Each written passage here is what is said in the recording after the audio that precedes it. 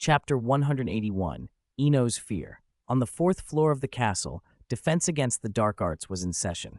As soon as Professor Lupin finished his question, several hands shot up. The Ravenclaw boy who had raised his first got the chance.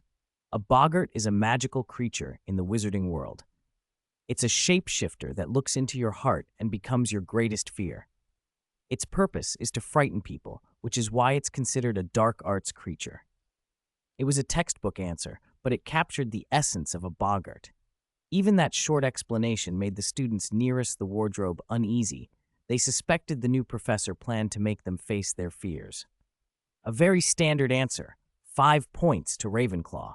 Lupin applauded softly, then swept his gaze across the room. Don't worry, I won't make you face it unprepared.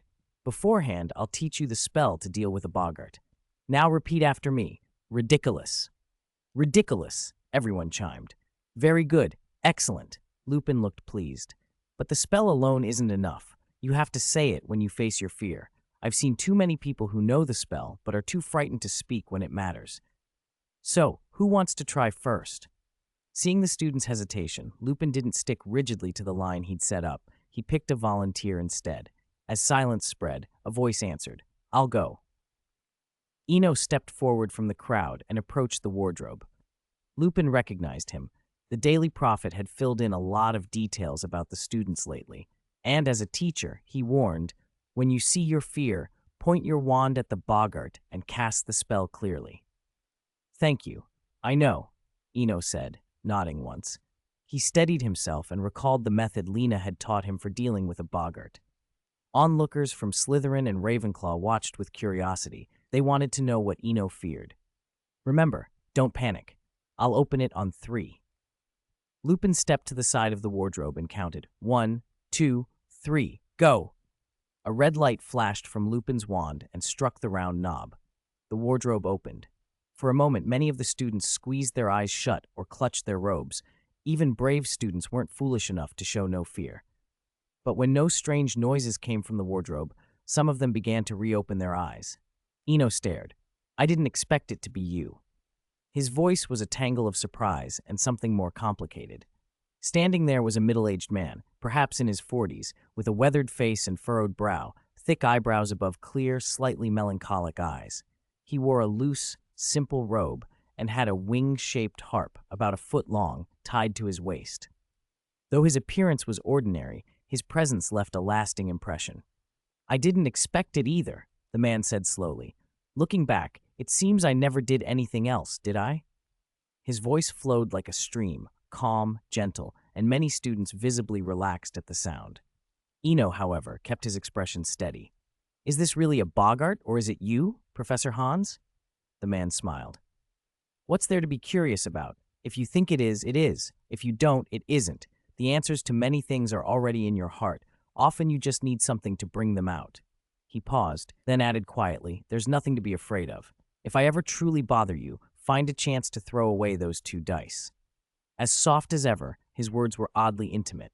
Eno said nothing aloud. He bowed slightly, raised his wand, and said, Ridiculous. The figure didn't contort into something comical. Instead, the man smiled and slowly faded away. The lesson continued. After that first demonstration, the students grew braver and took turns facing the wardrobe. Eno sat on a bench against the wall, thinking.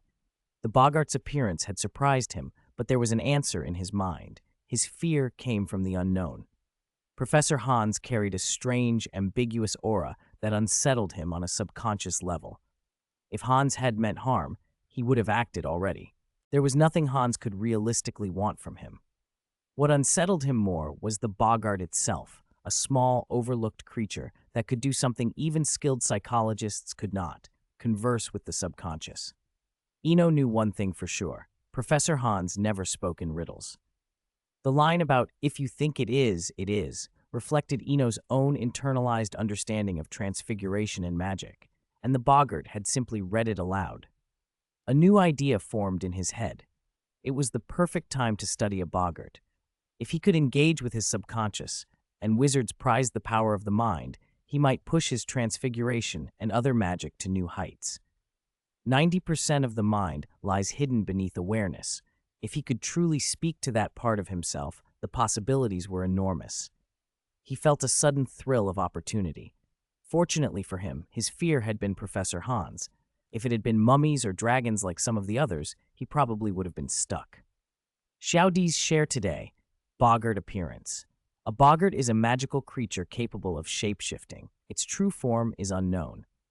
Habits. Boggarts live in dark, enclosed spaces and transform into whatever the person who encounters them fears most. The boggart banishing spell, ridiculous, forces the creature into the most ridiculous form the caster can imagine. The more observers present, the harder it is for a boggart to decide what to become. What ultimately defeats a boggart is laughter. When loud laughter rings out, the boggart bursts into wisps of smoke and vanishes. Abilities. A boggart can perceive a person's fears and take on the shape of their greatest dread. Chapter 182. Nightmares and Boggarts. Professor Lupin was in his element. Throughout the entire Defense Against the Dark Arts lesson, he not only taught the students new spells, but made them confront their deepest fears. The phobias in the room were as varied as the students themselves. Draco's was an old oil lamp, Pansy's a letter, and the boggart's transformations had the class in fits of laughter. When the lesson ended, everyone began to file out, but Eno hung back to ask a question, or rather to make a request. "Professor Lupin, please wait a moment." Lupin turned, a little surprised. "Yes, Mr. Swinburne?" Eno hesitated, then asked bluntly, "I've always thought boggarts feed on fear, but what we saw today didn't look like that. I'd like to borrow the boggart to run some tests. The castle is huge, and I couldn't find another quickly." Lupin frowned, remembering the hour's oddity. The apparition of a middle-aged man with a harp had been anything but frightening. "That was odd," he admitted. "Boggarts normally do feed on fear. Some even liken them to a lesser kind of dementor." He stopped, thinking, then glanced at the lone wardrobe in the classroom and laughed. "No need to borrow it. I'm giving it to you.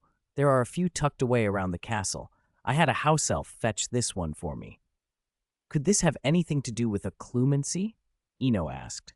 He'd been thinking he might have more than one mental defense, and the ice magic inheritance had only opened the first layer. Lupin's expression sharpened. Occlumency was obscure and difficult. Many wizards never learned it at all. "You know occlumency?" Lupin sounded surprised. "Yes, Professor," Eno said. "I do. I deliberately opened my mind today and hinted to myself to face my fear." Lupin didn't answer at once. He looked past Eno toward the wardrobe, considering. After a moment, he spoke with more certainty than before. "I think what you saw wasn't your true fear, but what you thought fear would look like, because you were too calm. In short, the boggart was deceived." Eno thought of Snape in the old stories, how he'd faked memories to fool Voldemort's legitimacy. "So the boggart was fooled," he said. Lupin's tone stayed steady, but inwardly he was puzzled that a third year would know occlumency. Eno, meanwhile, felt a brief flush of disappointment as he eyed the wardrobe. He had expected something more valuable. Instead, it felt like finding a few copper coins in a chest. "It's not useless," Lupin said, sensing the letdown. "Keep it as a pet or for pranks on Halloween. Just remember to give it a little fear now and then, or it'll fade." Lupin's light tease made him seem like any other professor, and for the first time Eno allowed himself to relax. After a quick wave of Lupin's wand to restore the stacked tables and benches, Eno felt satisfied that his questions had been answered and began to step away. Lupin stopped him with an offer. "If you're not doing anything, come by my office. I have some notes on boggarts. Some of it needs checking, but there are some interesting theories." Eno was a little surprised by the invitation. Lupin had been unusually generous. A teaching aid given away, a creature handed over, and now more than a passing conversation. Curiosity won. "I'd be glad to," he said. As they left, the classroom fell quiet. Just as the door closed behind them, a blue flash pulsed through the room and the wardrobe in the middle vanished. They walked through two moving staircases to Lupin's third-floor office. "Have a seat," Lupin said, gesturing to a small wooden sofa, then moved to the shelves. Eno took in the room. It was the first time in 3 years he'd been in the fabled office, and it was painfully spare, perhaps a reflection of Lupin's werewolf identity. Besides the basic castle furnishings, the only personal item was an old box on a shelf. Lupin returned with a thick, worn notebook. "These are my handwritten notes," he warned. "I can only lend you a copy. There's more than just boggarts in here." Eno opened the book and saw why Lupin had been so eager to share. The first page showed a large black dog. As he turned the pages, the notebook grew more fascinating. Entries on red caps, banshees, poltergeists, vampires, corresponding spells, and folk tales. Some entries were professional, others speculative. Then he found the section on boggarts, an incorporeal spirit-like creature that feeds on fear. The entry began in a conventional, clinical tone. But then the notes drifted into rumor and conjecture, growing stranger toward the end. There were only 2 or 3 pages devoted to boggarts. Eno closed the notebook slowly. "Professor, are boggarts really connected to nightmares?" he asked. The more he read, the more the rumored connection unnerved him. In Muggle legend, Merlin, the one associated with King Arthur, was sometimes said to have nightmare blood. That was only legend, and not part of the wizarding world's recorded history, but anything tied to Merlin tended to take on a mythic quality. Lupin watched him, face thoughtful, the notebook resting between them as if the next page might answer more than one kind of question. Chapter 183. It seems like everything is connected. Defense against the Dark Arts Office. When Lupin heard about the nightmare and saw Eno's unusually serious expression, he let out a wry smile. "I've told you before, these are unverified sources. They're educated guesses at best." Having lived among Muggles for more than a decade, Lupin had heard tales of the nightmare and of Merlin, but no one had an agreed definition of what the nightmare actually was. "There really isn't a unified concept in the wizarding world," he went on. "Some think it's simply a magical phenomenon, nothing more than a horrible dream made real. Others insist it's a spiritual creature. We just can't perceive it." He explained as plainly as he could. As Eno listened, a silver-haired girl surfaced in his mind, and he remembered another invisible thing Luna had mentioned, the billywig. He had treated the boggart with little interest before, but something about this made him curious. He kept thinking of that unnamed goblin. The goblin's words had been strangely apt. The invisible brings us closer to the truth. Like puzzle pieces sliding into place, threads began to connect. Now, though, wasn't the time to ponder. Eno looked up toward the opposite side of the room. "I'll take the notebook. Thank you, and I appreciate the help." Lupin shook his head, reserved. "It's not what you think, not entirely, but if it helps, then that's good. There are limits to what I can do." Faced with that implication, Eno chuckled. "Professor, there's no need to make excuses. I did get something out of this, and some favors need no repayment. Let the past be the past." Lupin hadn't said everything outright, but his intentions were clear enough. Once the serious matters were settled, there wasn't much left to say. They were not close. Still, out of politeness, Eno lingered for another quarter hour. After saying goodbye, he left the classroom and walked down the quiet corridor, replaying the conversation. One piece of information stood out. Snape had shown compromise, and Sirius might soon be vindicated. It was surprising, but it also made sense. In the original timeline, Harry had been late twice, once with the flying car last year, and once when ambushed by Draco on a later train. Coincidentally, on both occasions, Snape had been waiting outside the castle. Love, perhaps, had nudged events along. As Eno made his way toward the Slytherin common room, elsewhere in the dormitory, Draco sat in a chair, staring at a familiar freestanding wardrobe. The silence was broken by a thud from inside it. The sound cut through the room and sent a chill up Draco's spine. "How did this get in here?" he muttered. He recognized the wardrobe now, but he had no idea how it had appeared in the dormitory. After that afternoon's practice, everyone was supposedly used to boggarts, but what unnerved him was that this thing had shown up out of nowhere. The wardrobe thumped again, harder. Where it had been feeble before, its blows grew violent. Draco took a step back, then spun toward the door and bolted. He needed a prefect, Professor Snape, anyone. Strangely, the door swung open on its own, and a shadow lunged in. There was a muffled impact, and Draco lay unconscious on the floor.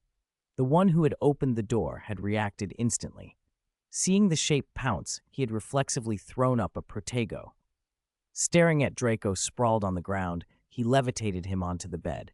No need to fetch Madame Pomfrey just yet. He had only been knocked out, and with a wizard's constitution, might recover on the way to the infirmary.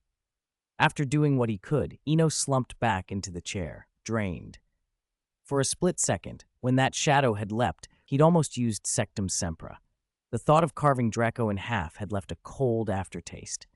If he'd really cut him up, even if they managed to save the boy, school would be over for him. Without wanting Azkaban, there'd be only flight. The wardrobe resumed its thumping. Thump, thump. This time, the source of the commotion was obvious. Stupid Fide, Eno muttered. The Phoenix had been told to put it back in the box. Instead, it had delivered it to the dormitory. Time crept on. Draco stirred on the bed and opened his eyes, dazed. Seeing he was still in the dormitory, he began to tense up. Then a familiar voice made him relax. "A boggart scared you that badly?" Draco's expression flickered between confusion and annoyance. "It's not the boggart I'm afraid of. The wardrobe just appeared." "Sorry, my fault," Eno said without hesitation. He reminded himself of Draco's age. Anything strange could spook someone. "It's okay. Next time you move anything, tell me first." Draco waved the apology away like it meant little. Being knocked out was trivial to him. He changed the subject, tone suddenly more serious. "This thing needs to be covered and hidden. Don't let anyone find it." "I didn't steal it." Eno rubbed his forehead. "Professor Lupin gave it to me. I thought it was interesting and kept it as a pet." "A pet?" Draco couldn't help a snort. He'd seen odd pets before, but a boggart as a pet? It seemed risible compared to keeping a billywig. The amusement faded, though. Boggarts needed fear to feed on, and right now only 2 people were in the dormitory. He glanced at Eno's stiff expression. Eno quickly explained, "I won't keep it in the dorm. I'll take it out later. It only ended up here by accident." That relieved Draco. He examined the wardrobe again, curiosity replacing fear. "By the way, this wardrobe won't hold it. A boggart is just a mass of black smoke. Given no fear, it slips out through the smallest gaps." Black smoke? Eno's attention sharpened. That was the second version of that idea he'd heard today. "Who told you boggarts are black smoke? I thought they were incorporeal." "My father told me. I once saw a boggart at the manor and I was terrified. He said it was like a mass of black smoke." Draco trailed off, and Eno no longer listened to the rest. Lucius. Black smoke. Boggart. Fear. Several known facts lined up in Eno's mind, and a chill ran through him. He thought of something else, or rather, of another legendary magic that had never been properly recorded. Everything was beginning to connect. Chapter 184, The Layout of the Restricted Area. Time always slipped away unnoticed.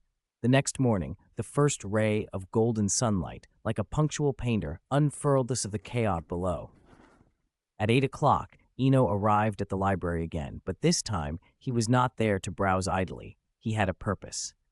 On the second floor of the castle, the ancient oak doors of the library eased open, their solemn presence prompting every passing young wizard to lower their voices. Eno was no exception. After a silent nod to Madame Pince, he headed straight for the magical creature's separation zone and only glanced briefly at the restricted section as he passed. No one noticed the palm-sized, ice-blue acromantula that suddenly appeared at his feet. In a blink, it slipped into a shadow in the corner of the restricted section and was gone. After a good deal of thought, Eno had settled on this solution. Rather than buying expensive tomes for Lena, it made more sense to place her, temporarily and discreetly, in the restricted section. Though physically altered, her memories remained intact. Letting a former legendary wizard study alone in peace would be far more efficient than any help he could provide. Satisfied, Eno selected a few books on boggarts and settled in. Meanwhile, in the Gryffindor girls' dormitory, Hermione had woken up a few minutes before her alarm. She washed, dressed, and picked up her timetable to check the day. Wednesday, she muttered at the blank spaces. 12 classes a week, plus the frequent use of the time turner. Though only a week had passed since term began, it already felt overwhelming. Mistaking the timetable or even the date had become a regular hazard. Since she had no classes this morning, she intended to enjoy the rare free time and sat by the dormitory window, looking toward the forbidden forest. September had already deepened into autumn at Hogwarts. A cool wind carried a faint chill through the window's cracks, sweeping away the last of summer's warmth. The fresh air mixed with the scent of pine and earth from the forest and brought Hermione a long-missed sense of peace. until Lavender Brown's excited chatter shattered it. "Did you hear? Eno's new book is out. I pre-ordered it. Should be delivered before noon. Flourish and Blots has it, and there's a 10% discount on the second copy." Lavender's voice wasn't loud, but each word landed like a stone on still water. Hermione frowned and suppressed a sniff of displeasure. She disliked the overfamiliar way Lavender addressed people, especially when there was no real intimacy. It sounded impolite and lacked any proper reserve. Still, she knew some habits couldn't be stopped by a single remark. Pulling the curtains aside, she watched the grounds to distract herself. An owl was gliding nearby, a strong gray eagle owl with practiced, steady wings. A dozen meters from Gryffindor Tower, it folded its wings and arced through the window, dropping a small parcel into Hermione's lap. The bird ruffled its feathers, gave a proud flap, and flew off into the blue. Hermione looked down at the package with rising curiosity. She hadn't ordered anything, but when she glanced at Lavender, excitement lit up the girl's face, and the answer settled in Hermione's mind. It must be the new book they'd been talking about. She smoothed the parcel with a small, almost shy smile as a warm current ran through her chest. The sky over Hogwarts seemed set for a busy morning. From the owl post, dozens of feathered messengers took off, tiny parcels tied to their talons. Dumbledore, Snape, McGonagall, Madame Pince, Hagrid, Pansy, Draco, Neville, George, Fred, Ginny. Most of the packages were in fact sent by Eno himself. It wasn't for show, he had his reasons. He knew that if he didn't distribute copies himself, many friends would buy them out of obligation, the kind of purchase that cheapens friendship in its own way. 11 sickles was a pittance to the professors, but for students it was no small sum. Back at the library, just as people were opening their parcels, Eno slipped out. Lena had already woven a new web in the corner of the restricted section. There had been a brief interruption. Madame Pince, discovering the book, had come to ask for an autograph, but that was only a momentary diversion. Eno headed across the grounds to Hagrid's hut. Smoke curled from its chimney, a sure sign that Hagrid had a rare free hour. Since becoming a professor, Hagrid's spare time had dwindled, but he still managed to keep one or two things going. As Eno approached, a wary bark sounded from inside, and the hut door flew open with a bang. Hagrid's large, weathered face poked out, scanning until he saw him, then his expression softened. "Eno, come in, quick! The little ones are a bit too energetic. Don't want 'em running all over the place." Hagrid's eager, embarrassed grin said he couldn't keep a secret even if he wanted to. Inside, Eno found Hagrid's enthusiasm had turned the small hut into a kind of mad scientist's lab. Juvenile acromantulas crawled among jars, goblins and flobberworms slithered and slumped in corners. An imp peered from under a table, fire crabs scuttled, and a salamander basked in a warm dish. Eno had no idea where Hagrid had acquired half the creatures, but he knew the common failing of researchers. Once an experiment began, everything else fell away. Seeing the creatures running free made Eno uneasy. He had set the project in motion, and if anything went wrong, besides being blamed himself, he couldn't bear Hagrid being implicated. "Hagrid," he said, gesturing to the chaos, "we can't keep doing experiments here. Something's bound to happen sooner or later." "Something happen?" "No, Fang's on lookout," Hagrid protested automatically. Eno pointed out a more sensible memory. "Have you forgotten the dragon 2 years ago? I'm not saying stop your work, just move it somewhere safer." Hagrid hesitated. "Move to the Forbidden Forest, then?" "No," Eno said. "I'll lend you my box temporarily. Don't worry, your beasts won't interfere with the experiment there." As the one who had initiated the research, Eno felt it was only fair to provide a venue. He couldn't leave Hagrid to manage everything alone. As for the acromantulas that lived in the box, though they had their own social order, the first generation had hatched in the sanctuary and answered to his commands. He was sometimes lazy about managing them, but the control was there if needed. At the mention of Eno's box, Hagrid's resistance evaporated. He simply grinned and nodded over and over, relieved and grateful. Chapter 185, Harvest Festival, Full Moon. Someone once said that in Hogwarts Castle, there could never be a single lasting topic. The young wizards' minds were as fickle as a wild golden snitch. You never knew where they would dart next. After October began, the castle's atmosphere settled again, and the earlier upheavals faded with time.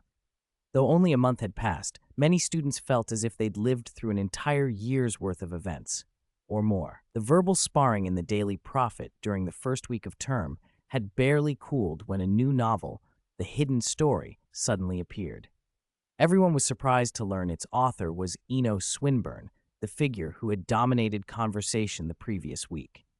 Whether out of fandom or curiosity, many bought the book at once. After all, the author was their classmate. It was something to autograph or gossip about. While some bought it to be part of the trend, others read it seriously, and as time went on, more and more people were drawn into the tale and moved by its characters. The most discussed chapter was the young man of Hutton Mar's back alley. The protagonist, Azra, embodied love and loyalty with a purity that made readers ache. Riding that wave of popularity, George and Fred launched a themed product, straw rings. They became an instant hit throughout the castle, and the Wizard Wheezes in Diagon Alley began stocking them as well, since the novel's readership extended beyond Hogwarts. Sometimes you had to admire the twins' practical cleverness. Though made from woven straw, the rings were essentially alchemical devices. When two wearers approached each other, the rings glowed faintly, and if they came close enough, the lights would intertwine. For one sickle more, you could customize the color and shape of the light. For 2 sickles extra, you could even choose the pattern in which they intertwined. In the Slytherin dormitory, Eno sat at his desk with 20 straw rings laid out before him, his second batch of the night. He flicked his wand, and the rings floated obediently toward the storage cabinet. Hundreds already filled that cabinet. Among themselves, the rings would not feel lonely. Satisfied, Eno glanced at the clock. It was 9 o'clock, half an hour before curfew. That was the time he had been waiting for, because only then would the moon be at its fullest. He rose slowly and slipped out of the dormitory. With each step, his figure grew less distinct until, finally, he vanished. He had developed a new form of invisibility by combining the disillusionment charm with research into ancient runes of concealment. This new version abandoned mere optical trickery and achieved complete invisibility with the same effect as an invisibility cloak. By the Black Lake, a lone figure materialized on the grass, 3 terracotta pots appearing beside him, identical to those used in the herbology greenhouse. The origin of the Harvest Festival was hard to pin down. One plausible theory dated it back to the 5th century. Like its uncertain origin, the festival's timing shifted with the harvest moon. Each year it began after the last full moon at the end of September. After days of waiting, the full moon had finally arrived. In the deep, velvety sky, a bright orb hung high, its silver light spilling gently like a veil. Eno sat on the ground before the pots, which held nothing but soil and magic beans. He had almost not come. After all, he'd always thought plants needed sunlight, not moonlight, but Snape's substitute lesson in Defense Against the Dark Arts, when he'd been talking about werewolves, had reminded him that many things in the magical world defied ordinary logic. As the moon climbed, its light strengthened. Eno's gaze shifted from the sky to the pots. A sudden warmth rose in him, an almost absurd delight, as if empty pots could feel anything. Yet they did, a quiet, growing joy of harvest, like standing in a sunlit field, watching wheat ripple in the breeze, seeing ripe grains heavy on the stalks. After a year's toil, people looked forward to this moment. Though he sat by the lake, Eno saw a different scene reflected in its still surface. Farmers moving through golden fields, sickles flashing in their hands, children in simple clothes following behind, scooping up stray grains with small, eager fingers. Laughter and exclamations rose with every find. If fire was hope and salvation, harvest was sweat and joy. It was closer to daily life. The delight of gathering the fruits of labor was one of humanity's most basic, enduring feelings. That joy seemed to pour from the terracotta pots and swell, spreading on the night air. It traveled across the lake and over the castle, touching the kitchens where house elves worked, rippling out toward the forbidden forest and under the water to the merpeople in the Black Lake. Wherever there was intelligence, the faint happiness reached it. Students in their common rooms, house elves in the kitchens, centaurs among the trees, merpeople beneath the surface. On the 8th floor of the castle, Dumbledore stood by a window, looking toward the lake. He said nothing, but a relieved smile eased over his face. It was the kind of relief like that of an old man carrying a heavy yoke of grain who suddenly feels someone step up behind him to share the burden. By the lake, Eno let the harvest joy wash over him. He no longer worried whether the beans had sprouted. A flash of inspiration, sharp and certain, like the luck of a small vial of Felix Felicis, passed through him. Instinctively, he drew his wand. The white elder wand gleamed in the moonlight. Expecto Patronum. Though his voice carried the joy he felt, it was calm and unwavering.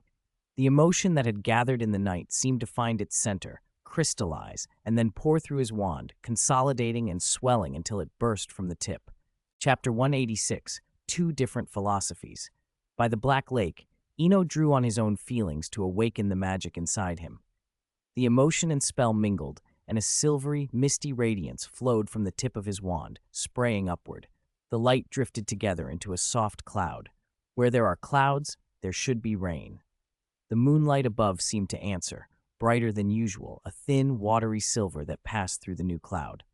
The two reacted, and the clouds swelled, spreading like a carpet across the sky over Hogwarts. A cool drop fell, then another, and then a steady, fine drizzle began. It washed the castle, the lawns, the forbidden forest, and the Black Lake. It even reached the 3 clay pots Eno had set out by the shore. Tiny, tender shoots pushed up from the previously empty pots, fresh, green, and visibly alive. Eno stood quietly at the water's edge, letting the rain fall on him. After a while, the rain ceased. The clouds, as if their task were complete, thinned and drifted away. "Fid, take me back." Eno scooped up the clay pots and called softly. There was a brief blue flash, and he was gone. On the 8th floor, in the headmaster's office, Dumbledore lowered the curtains, straightened his slightly crooked purple nightcap, and walked to his bed without looking back. In the Slytherin dormitory, Eno peered into the darkened room and at Draco's lowered bed curtains. He knew, without having to think, that a lot of time had passed. After arranging the 3 pots on his bedside table, he climbed into his own bed. When the shock of what he'd done began to wear off, Eno turned the experience over in his mind. First, William Grimm's magic beans were not a fraud. As the old story claimed, they had some blessing from a harvest goddess. Second, by chance he had found the Patronus charm. He had read about it in the standard book of spells, thinking at the time that a Patronus was simply a weapon against Dementors. But what he'd just done felt different. He had felt like a conductor, gathering the joy of countless lives, thousands of harvests, countless farmers' gratitude, until that joy poured through him and became something white and protective that spread across the sky. When he calmed, a sliver of fear remained. He had only guided the feeling. If he had fully immersed himself in that vast, collected emotion, he might have been lost in it. Fortunately, the enormous tide had receded. What remained inside the Patronus now was only his own, personal joy. Comforted by that thought, he drew his wand again and whispered, "Expecto Patronum." A silvery white puff, no bigger than 2 feet and soft as spun sugar, appeared and settled at the foot of his bed. It seemed to respond to his calm. Eno felt the small glow of pleasure beside him and closed his eyes. The night passed without further incident. Dawn brightened the castle, and the students woke to another ordinary morning, except that everyone had a faint smile, as if they'd slept especially well. Eno unusually slept in. He had 2 elective classes, and the extra rest helped. Across the way, Draco's curtains were rolled back. He had risen early for classes. At 9 o'clock on the 5th floor, the Muggle Studies classroom door opened, and Professor Charity Burbage crossed the threshold in pale robes.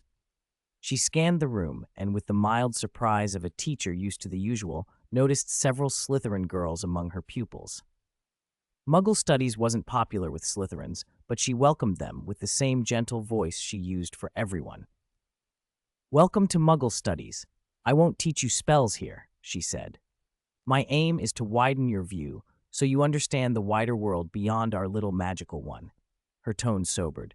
"I've always believed that wizards and muggles are equal. They are human beings, like us." A Slytherin girl raised her hand. Pansy Parkinson spoke up quickly. "I agree that all lives are equal, Professor. But what if muggles discriminate against wizards? Before the International Statute of Wizarding Secrecy, in the Dark Ages, people with magic were often treated as monsters and burned." Professor Burbage smiled, calm and patient. If you only read wizarding histories, that's one side of the story. Look at Muggle histories, and you'll find things were mutual. She hesitated for a heartbeat, then, seeing Pansy's earnest face, went on. The Middle Ages were chaotic. The conflicts between our peoples weren't one way. Just as we have dark wizards, they had their own fears and violent reactions.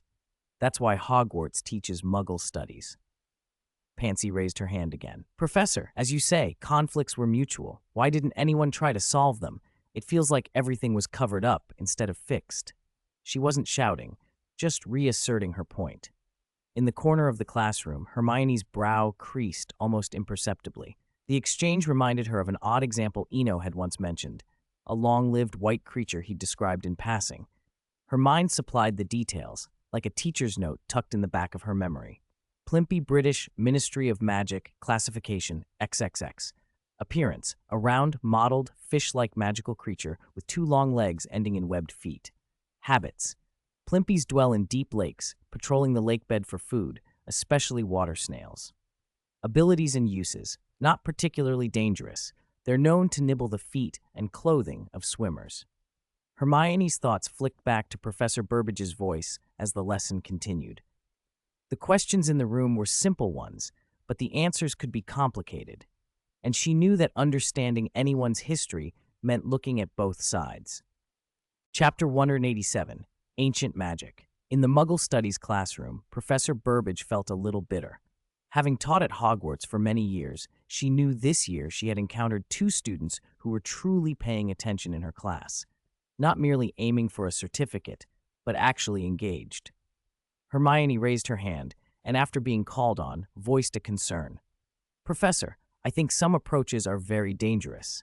When 2 people have held a grudge for a long time, the best method is to separate them, not to invite them together for a face-to-face discussion.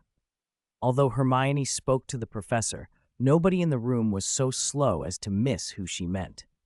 Daphne, who was also in the class, wore an expression that suggested she was waiting to see how the scene would play out. Burbage, however, was unbothered. She smoothly steered the lesson toward a safer topic, Muggle telephones, and carried on.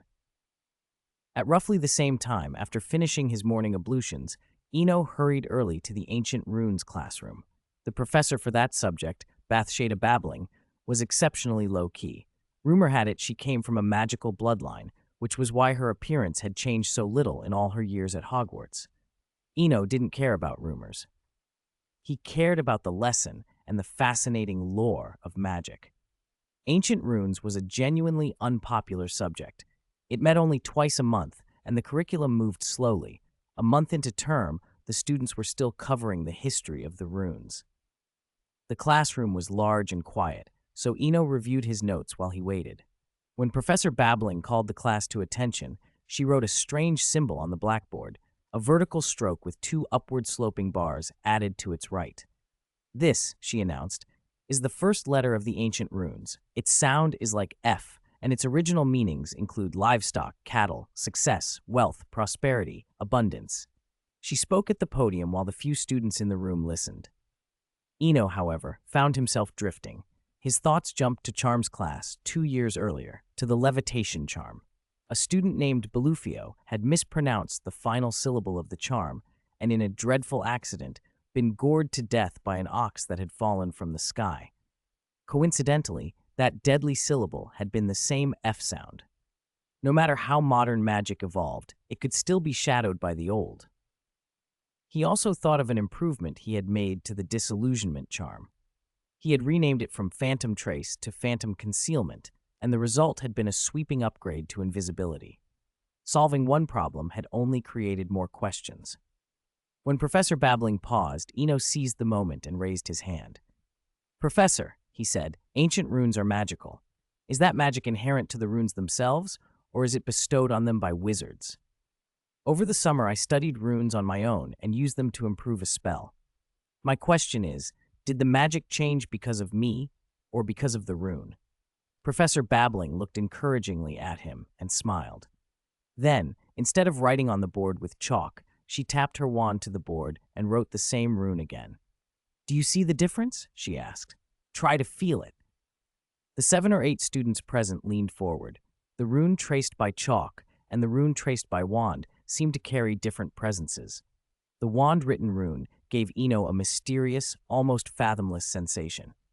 Professor Babbling waited, letting the class sit with the feeling until several pupils showed the expression of sudden realization. Then she spoke. "You can think of ancient runes like wands," she said. "They have magic in them, but to unleash that power, a wizard is still required. This is precisely why Hogwarts offers this course. Charms teaches you how to use your wand. Ancient runes teaches you how to use runes." To illustrate, she pointed her wand at herself. Under the student's gaze, she slowly faded until she was all but invisible, then reappeared moments later. Rick's The Invisible Book of Invisibility explained concealment so thoroughly, the book developed a powerful self-concealing effect, she added with a soft chuckle and a brief flicker of reminiscence. "The key to ancient runes is deep understanding," she said, her tone returning to seriousness. "Remember that, without a thorough comprehension, you cannot use them. Take this F. Once you truly understand it, you can make the simplest amulets. Only by grasping a rune's meaning, its content, and its metaphor can you trigger the corresponding power. Otherwise, whether you recite it or write it, it will do nothing." Hearing her, Eno felt the idea crystallize. Runes are like a form of knowledge as power. The 24 runes, plus the so-called blank rune, together hold tremendous potential, but that potential must be unlocked by understanding. Without that key, a rune to a young wizard was like a wand to a muggle, merely a stick. He thought of the myth of Odin, who hung himself on the tree for 9 nights not to learn the rune's power, but to comprehend their wisdom. It was the same principle. Understanding begets use. He even thought of Rowena Ravenclaw, the scholar whose name and legend hinged on wisdom, whose intellect had made her a legendary figure and a founder of Hogwarts. Babbling continued to unpack the meanings of the F rune, carefully explaining its layers. How deeply each student could go, she left to them. Time moved on, and the ancient runes lesson wound down. "For homework," Professor Babbling said, "before the next class, I want each of you to submit a handwritten F. You may put it on parchment or fashion it into an amulet, your choice." With that, she turned and left without lingering. The students beamed. A single-letter assignment felt manageable and made them glad they had chosen this course. Chapter 188, Snake-Shedding Notes. In the Ancient Runes classroom, Eno watched the cheerful third years and shook his head helplessly. It was the perfect example of being blessed and not knowing it, sitting on a treasure and not realizing it. The kind of knowledge Odin had supposedly won by hanging himself on the world tree for 9 days, the kind of thing Lady Ravenclaw had been called greedy raven for pursuing, and yet only 7 or 8 students in the whole year had chosen to study it. Even more absurd, those few weren't excited about the knowledge itself. They were happy because the homework was easy. He couldn't force anyone. Everyone paid for their own choices. Just as he was about to pack up, a clear voice came from behind him. "You actually saw that book?" Hearing the familiar voice, Eno turned and smiled. "Of course, I just hope the bookstore owner doesn't beat his chest when he finds out the truth." Hermione said nothing, but her bright eyes widened and her expression flickered between wanting to speak and holding back. Her small gestures made her thoughts obvious without words. Eno understood, but he wasn't about to give her everything now. In a month, she'd changed a lot. She looked exhausted, and her eyes were bloodshot. "I'll show it to you in the summer, but not now," he said. "Right now, you need to get yourself back in order." Hermione bit her lip, voice threaded with helplessness and self-reproach. "I know I'm a mess, but I can't help it." Her gaze drifted, hesitant, and yet she didn't mention the time turner. Eno had kept his promise. Hermione's restraint proved she wasn't going to spill secrets just because they were friends. Still, he couldn't watch her burn out. "Hermione, I think you should drop a few classes," he said seriously. "Or speak to Prefect Weasley. The way you're using the time turner sounds dangerous. It's too extreme. If you keep it up, you'll do irreversible damage to your body and mind." Hermione startled. She hadn't expected Eno to know. She lowered her head and after a moment sighed softly.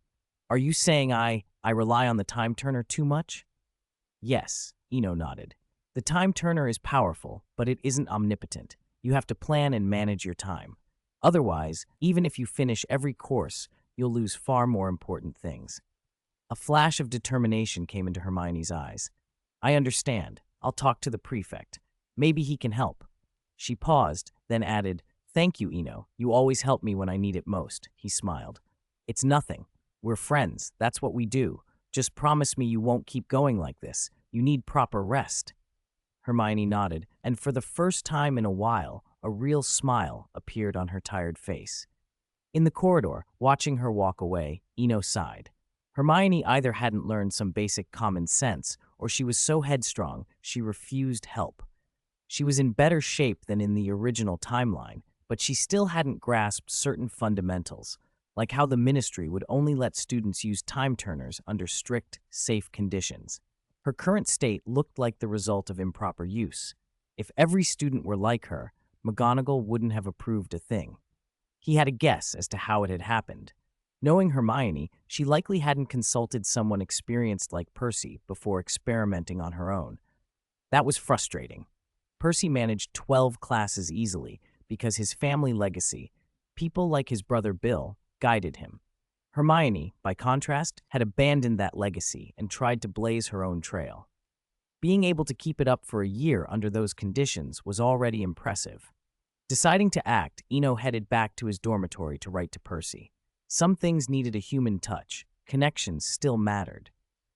Percy would probably not refuse to help Hermione, but how much advice to give and in what detail were important considerations. Following the moving staircases, Eno returned to his dorm and, after a brief letter to Percy, he set about organizing his notes from the day. Ancient runes hadn't appeared out of nowhere and then vanished. Although the origin of magic was murky, ancient runes were undeniably a foundational pillar of high magic. They were connected not only to old spells, but to ancient alchemy. The simplest example was the amulet Professor Babbling had mentioned. In the Muggle world, an amulet might be a trinket or a talisman for luck, but in the magical world, amulets were genuinely effective. Even Nicholas Flamel had made them. Basilisk, alchemy, Eno murmured, and opened the notebook on his table. It was a fine book, bound in dark brown leather. If one looked closely, one could see that the pattern came from basilisk shed skin. That wasn't the point. What mattered was the notebook's ghostly translucence. It looked less like an ordinary book and more like something enchanted. On the flyleaf, two strange symbols had been drawn, the rune of concealment and the pattern of a basilisk's eye. He turned to a fresh page, took a bottle of dark red ink from the drawer, and carefully wrote down the lesson. The ancient rune F, symbolizing wealth, prosperity, and abundance. As the final stroke landed, the rune seemed to come alive. Simply looking at it filled him with a sense of harvest and plenty. If this were written on a begging bowl, I'd never have to worry about money again, he chuckled. At least I'd be at the top of my field. The notebook on the table already counted as a successful amulet. Eno had just mastered the emotion of harvest yesterday, so understanding this rune had been effortless, almost natural. When the ink dried, he closed the book. It was less a notebook and more a collection of amulets in embryo, the simplest form of alchemical work. Perhaps when filled, anyone who held it would feel a kind of true luck, like a story's protagonist. A whole book of amulets, even assembled grain by grain, could not be ignored. When he shut it, the rune of concealment took effect, and the book slowly faded into transparency until it was gone. Oddly enough, perhaps because he had made and copied it himself, he could still sense where it was. Whenever he wanted, he could locate it precisely without needing a lamp. Chapter 189, Acromanthus' long-winged giant spider days passed. While other young wizards might not have noticed the slow advance of time, Eno felt it like a river flowing on. The most obvious sign was Hagrid's pumpkins behind his hut. What had been vines at the start of term had become pumpkins as large as small cars. Their ripeness meant Halloween was coming. Eno sat in the pumpkin patch, leaning against one of the giant pumpkins, stroking Fang's head and staring up at the clear blue sky. The original story had shifted so much with his presence that it was barely recognizable. Sirius had finally been cleared, and the third year felt less grim. There were no Dementors looming over everything. Sirius's exoneration caused a storm of arguments in the papers, but Fudge used the controversy to make himself visible.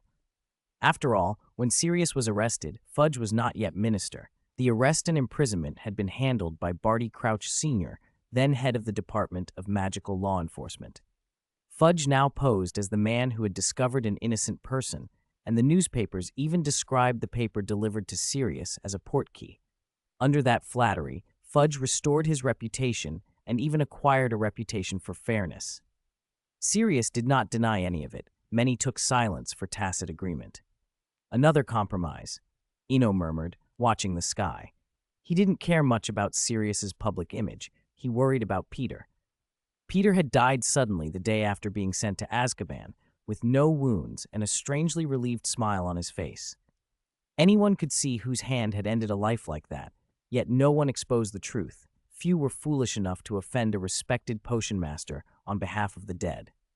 Without Peter, there would be no tragedy for Cedric next year, and no resurrection of Lord Voldemort via the Triwizard Cup, at least not in the same timeline. It bought Harry time to grow. Eno planned to visit Sirius at Christmas and to deal with the Horcrux at the Gaunt House as a preemptive cleanup for Dumbledore. With the old headmaster in charge, the coming decades would likely be steadier. He most wanted, in the course of his studies, to see the legendary Resurrection Stone, not to keep it, merely to examine it under an oil lamp. As for the dark arts curse on the Resurrection Stone, Fida hadn't eaten in a long time either. Woof! Fang's short bark pulled Eno back to the present. Hagrid was crossing the yard toward them, beaming. Eno, come and see. I've bred a new species, Hagrid announced. A new species? Eno's interest was caught. After 2 months, there was finally tangible progress. Yes! Hagrid sounded proud. After I crossbred one with an imp, it's an acromantula with wings. Wings that can't fly. Wings that can't fly? Eno couldn't help picturing decorative appendages, and his excitement cooled, but he didn't want to dampen Hagrid's enthusiasm. That's amazing, Hagrid. If this is stable, your name will be in the papers everywhere. He wasn't lying. Creating a new magical creature would make Hagrid famous, and an acromantula hybrid would be valuable indeed. Heh, I don't think of much else.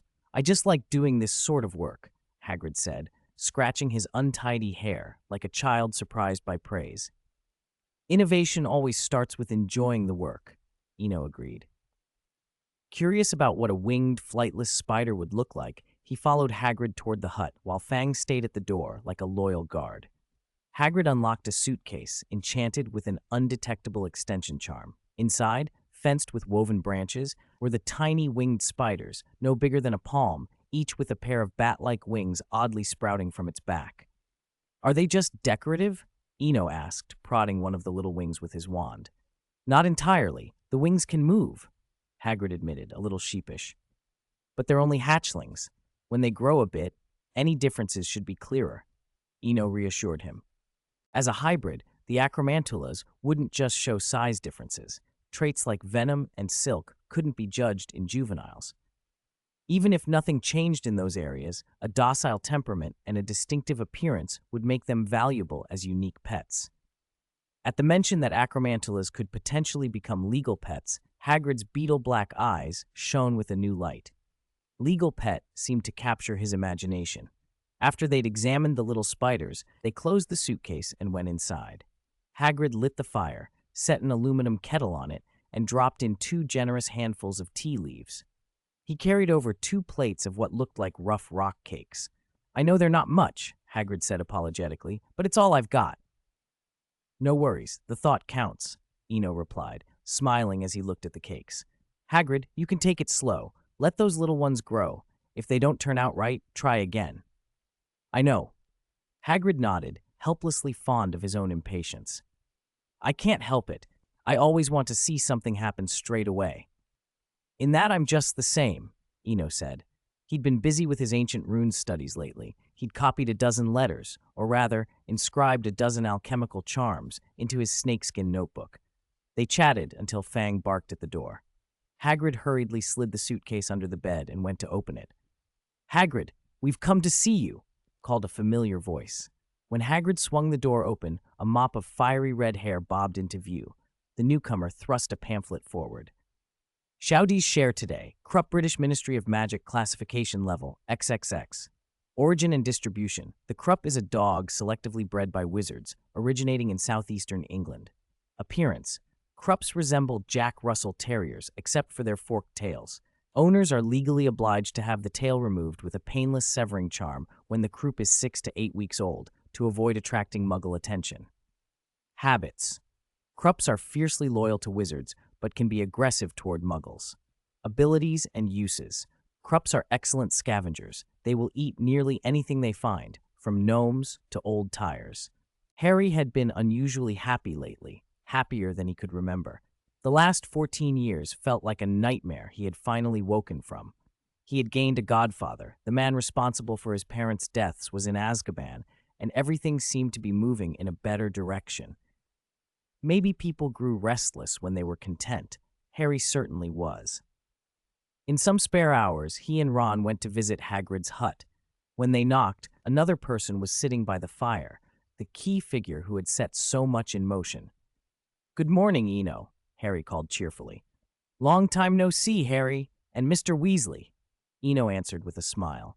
The boy who had once always looked as if the weight of the world rested on him finally showed his true self. They sat down. Ron immediately turned to Eno with a mock grave air. "If you ask me, you should charge George and Fred royalties. They've made a fortune selling those straw rings. I reckon they've made at least 5 galleons." He drew a large circle in the air with both hands, as if emphasizing the size of their profits, and as if doing Eno a favor by pointing it out. Harry, who had heard this refrain more than once recently, glanced away and tried not to laugh.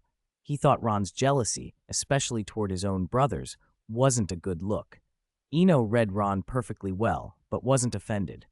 Times had changed. He no longer judged people by the background of the story. "Thanks for your concern, Mr. Weasley," Eno said lightly. "But George and Fred actually spoke to me about it.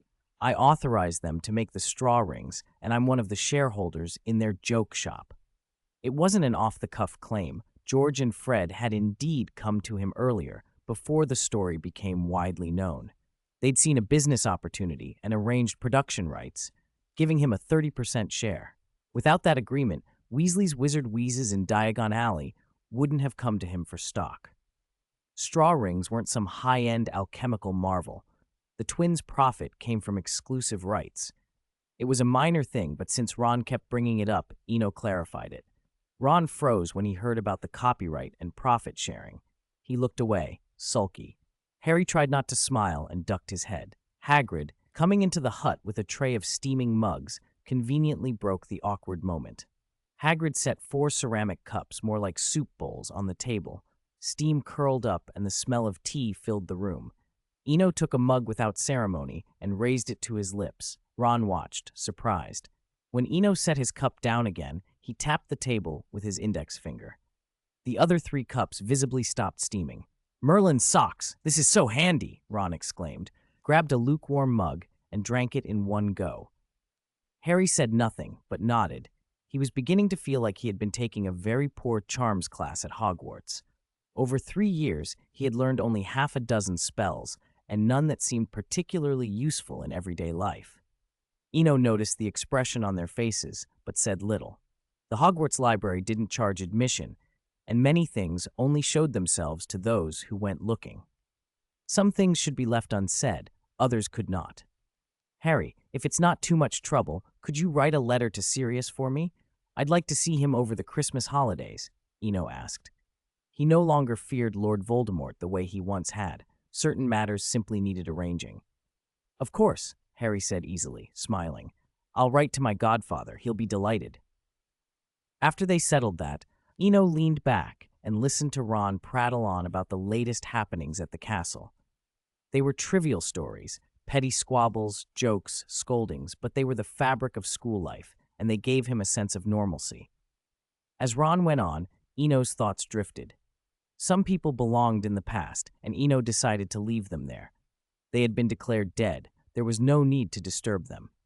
But of the 7 Horcruxes, apart from Nagini, Harry himself, and last year's diary, the others were precious objects, relics belonging to 3 legendary wizards and the resurrection stone from the Deathly Hallows. For both public and private reasons, those could not be ignored.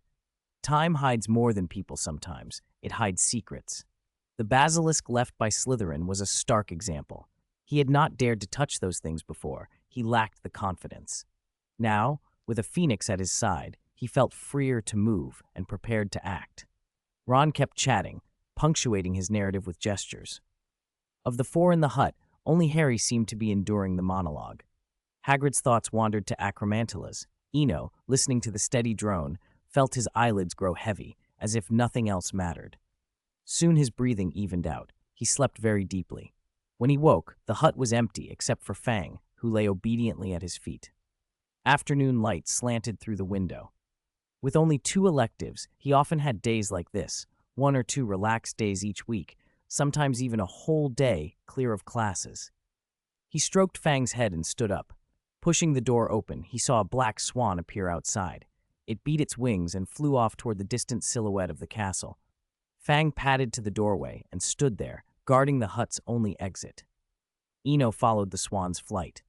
He planned to go to the astronomy tower.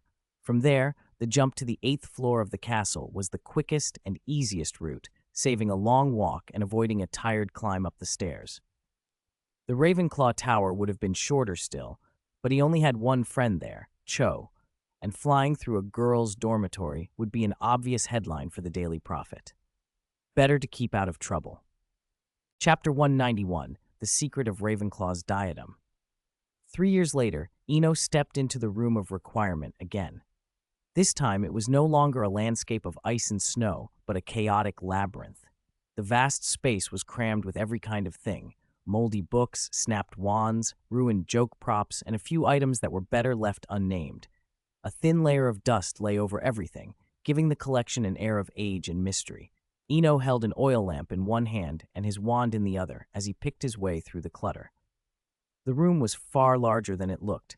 After 10 minutes of walking, he still hadn't reached its edges. He sighed. All right, the clumsy way it is. When in doubt, he divined. He took a 6-sided die from his pocket. A simple revealio was out of the question.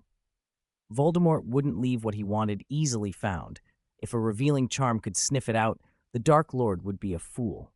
Instead, Eno used himself as a center and drew 8 sectors on the floor with a marking charm, the oldest method of checking a place square by square. Half an hour later, he found it.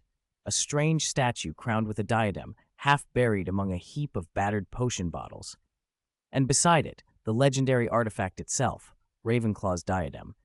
It was a delicate half-circle, its crest rising like a spear toward the ceiling. Set in its center was a rhomboid sapphire that caught the oil lamp's light and scattered it like a slice of sky. But beauty wore a shadow. A foot above the diadem, a coil of pitch-black smoke swirled, and the air around it felt charged with malice. Whoever foolish enough to don it would be taking a grave risk. Eno stepped back and frowned. A Horcrux it might be, which ruled out certain kinds of countercharms. Fire, the flame of hope, would certainly clear the darkness, but it would also likely destroy the diadem. Handing it straight to Dumbledore was the safest option, but he hesitated. Then a human face formed in the black mist, Tom's face, perfectly clear. Dear Senior Tom, you really shouldn't have shown yourself, but thank you for the reminder, Eno said with a low chuckle. He raised his wand. The 13-inch Elder Wand slipped forward, touched the diadem, and lifted it cleanly from the statue. In the same moment, he vanished from the room of requirement. Sanctuary. A sharp, keening cry rang out, and as if an illusion had been broken, the noise died away. Eno opened his eyes. The diadem, held before him by the Elder Wand's spell, was now free of the inky smoke that had refused to dissipate in the room. He reached out and took it into his hands. It looked metallic, but was astonishingly light, like something woven from leaves. On the inside, he found the motto Lady Ravenclaw had left. Wit beyond measure is man's greatest treasure. Without thinking, he placed the diadem on his head. The moment it touched him, a cool, invigorating sensation ran through him, crisp and refreshing as a glass of iced lemonade on a hot day. A flash of recognition hit him. Felix Felicis, he thought. He smiled and then took it off. The diadem didn't make him smarter in any brute sense. It gave the wearer a clarity of thought, a rush of inspiration when working through problems, much like the lucky, insight-brightening effect of Felix Felicis. Its influence was weaker than the potions, but proved the same essential principle. And like all potent gifts, it must come with a price. One did not get unbounded advantage for free. After removing it, Eno picked up his oil lamp and examined the sapphire more closely. Under careful inspection, he found 12 tiny, intricate symbols engraved around the gem, connected end to end to form a perfect circle. They were runic, far more complex than the marks he'd seen elsewhere, arranged as a continuous Ouroboros ring. In alchemy, the Ouroboros had a different slant than the common self-devourer image. It stood for self-reference and infinite loop. Those two ideas fit Ravenclaw's creed perfectly: extreme, recursive thought and boundless pursuit of wisdom. "Fide, take me back to the dormitory," he said. A blue streak of light answered him. Fide had grown smarter with time. It now recognized locations reliably and rarely erred. Moments later, Eno was on his bed in the Ravenclaw dormitory. He sat up, took the dark red ink made from basilisk blood from his desk drawer, lit the oil lamp, and began copying the 12 symbols by candlelight. He might not understand them fully yet, but copying was the right first step, and he had a plan for what to do with the knowledge. On the Arad continent, in Hutton Mar, the Alchemists' Guild was led by President Nuo Dun, a practitioner whose resources and curiosity made him an ideal candidate for a trade. Exchange Ravenclaw's wisdom for the disassembler he sought, fair according to the principle of equivalent exchange. Who could refuse a power with the promise of true time reversal, of genuine longevity? Given the choice, no one would, and Eno had learned that if you lived long enough, most problems could be solved. Chapter 192, False Prophecy. The Slytherin common room was quiet. Draco lounged on a sofa after divination, thinking back over the afternoon. The class had been an odd pleasure. Professor Trelawney's eccentric dress had put him off at first, but her voice was unexpectedly easy on the ear. She'd shaken her messy hair and declared that Scarhead wouldn't live past next year. At the time, Scarhead's terrified face had been almost comical. Now that the moment had passed, Draco felt a faint, strange ache he couldn't name. "Troubled?" a voice asked from beside him, pulling him from his thoughts. Draco turned to see Daphne's younger sister, Astoria, a second year. Before he could answer, she hurried on. "Sorry, I didn't mean to, but you looked unhappy." "No, I was just spacing out," Draco lied. He always felt odd around Astoria. There was something about her that made him uneasy. She leaned closer and spoke softly. "Even if something's wrong, you don't need to worry. Being able to see the sunrise, breathe fresh air, run free, that's happiness many people never get." Her words were ordinary, but the calm sadness in her voice made Draco feel oddly guilty and cramped. By the time he'd collected himself, she'd folded her robes and moved away. He sat back and muttered to himself, irritated. Between Scarhead and Astoria, he felt suffocated, like he wanted to vent, but didn't know where to begin. On the other side of the dormitory, Eno sat at a desk, quiet and focused, wearing a crown. An invisible notebook lay open before him. He'd copied the strange runes from the basilisk's eyes across the page. "Gaze, death, petrification," he murmured. Even with a crown whose effects were almost like Felix Felicis, deciphering unknown runes was difficult. The crown offered flashes of insight, memories and associations surfacing like an answering machine, but it couldn't create knowledge out of nothing. It was as if someone with no background were asked to translate cuneiform. The crown could trigger an epiphany if the relevant knowledge already existed in the wearer's mind. It couldn't supply that knowledge from thin air. Luckily, Eno had some relevant bits of lore about direct gaze causing death and reflections causing petrification, so he wasn't completely helpless. But those scraps weren't enough to reconstruct the rune's meaning. After more than half an hour under the crown, his best guess was that the rune was related to the killing curse, a death effect without visible wounds. Still, it didn't fit cleanly. He tapped the notebook and sighed. Without new knowledge, wearing the crown longer wouldn't help. He had no intention of handing it back anytime soon. He wouldn't steal Hogwarts property, but a long-term loan as compensation for purifying it seemed reasonable. A sudden bang split the dormitory door. Draco stormed in, annoyance on his face, until he actually saw Eno.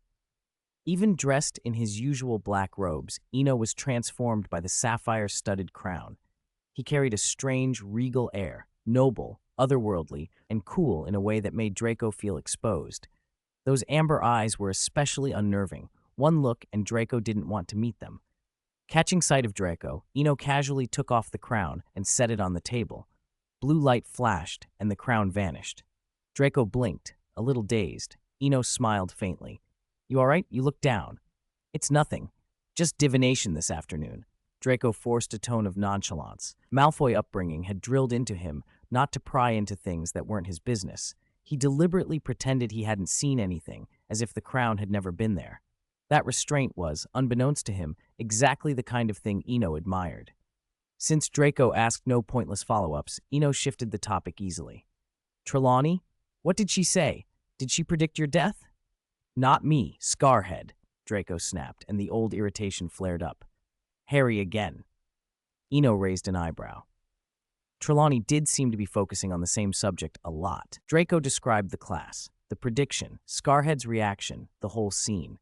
Eno listened, relaxed. From what Draco reported, Trelawney hadn't been in a real prophetic trance. It sounded like a false prophecy, fear-mongering and theatrics rather than genuine sight. "If you want to know how reliable she is," Eno said, "ask the older students what prophecies she's made over the years and how accurate they turned out to be." "So she's just making things up?"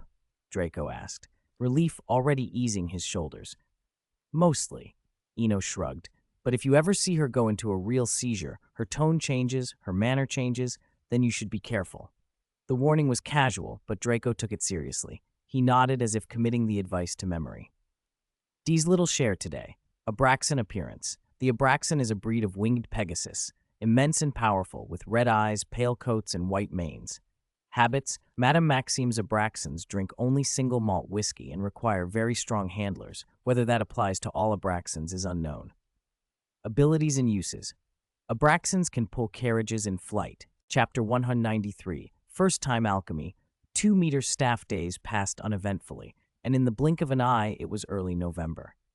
On Halloween, in the Slytherin dormitory, Eno laid out his materials on the bed, a grimy mat and a wooden staff over 2 meters long, as thick as a baby's arm. He was satisfied with what he had: unicorn tail hair and rowan wood, both gifts from Hagrid. Today he intended to make his first alchemy item. A week of intense study in the library had given him a respectable grasp of the subject. Alchemy had been more of a last resort than a first choice. The Ancient Runes Treatise, the thick dictionary of runic knowledge, covered nearly all known theory. For the unknown, if it wasn't in that dictionary, Hogwarts shelves usually had nothing to offer. Left with no other source, he'd opened the door to alchemy, trying to recover the knowledge lost to time. Fundamentally, alchemy is an applied branch of ancient runes that over centuries had grown into its own discipline. It uses runic letters as components, embedding them into crafted items by particular techniques to form powerful runic circuits and produce unexpected effects. In that sense, it resembled Muggle electronic chips, simple logical elements combined into complex functional systems. Alchemy's foundation was the 24 runic letters plus the so-called empty stone. Arranged in lines according to obscure rules and combined in patterns, they produced intricate alchemical devices. A simple example, the second rune, U, originally denotes fate, destiny, unknown factors. The third rune, T, stands for thorn, surprise, protective triangle, hidden energy. Combine them with alchemical technique, and you could produce a destiny amulet, an item meant to ward off bad luck. But that was theoretical.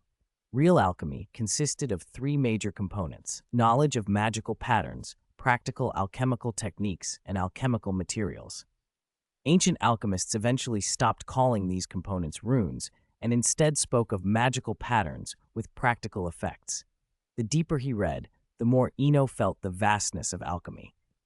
If it weren't for the need to draw on magic as initial energy, alchemy might have become an entirely separate science. In fact, the 3 components together spanned so much knowledge that mastery of any one could make someone legendary. Headmaster Dumbledore, for example, was famous for his work on alchemical materials, his well-known treatise being the 12 Uses of Dragon's Blood. A true master of all 3 components, the stories said, had been only one: Nicholas Flamel, creator of the Philosopher's Stone. After entering alchemy, Eno sometimes regretted not taking the Philosopher's Stone when he had the chance.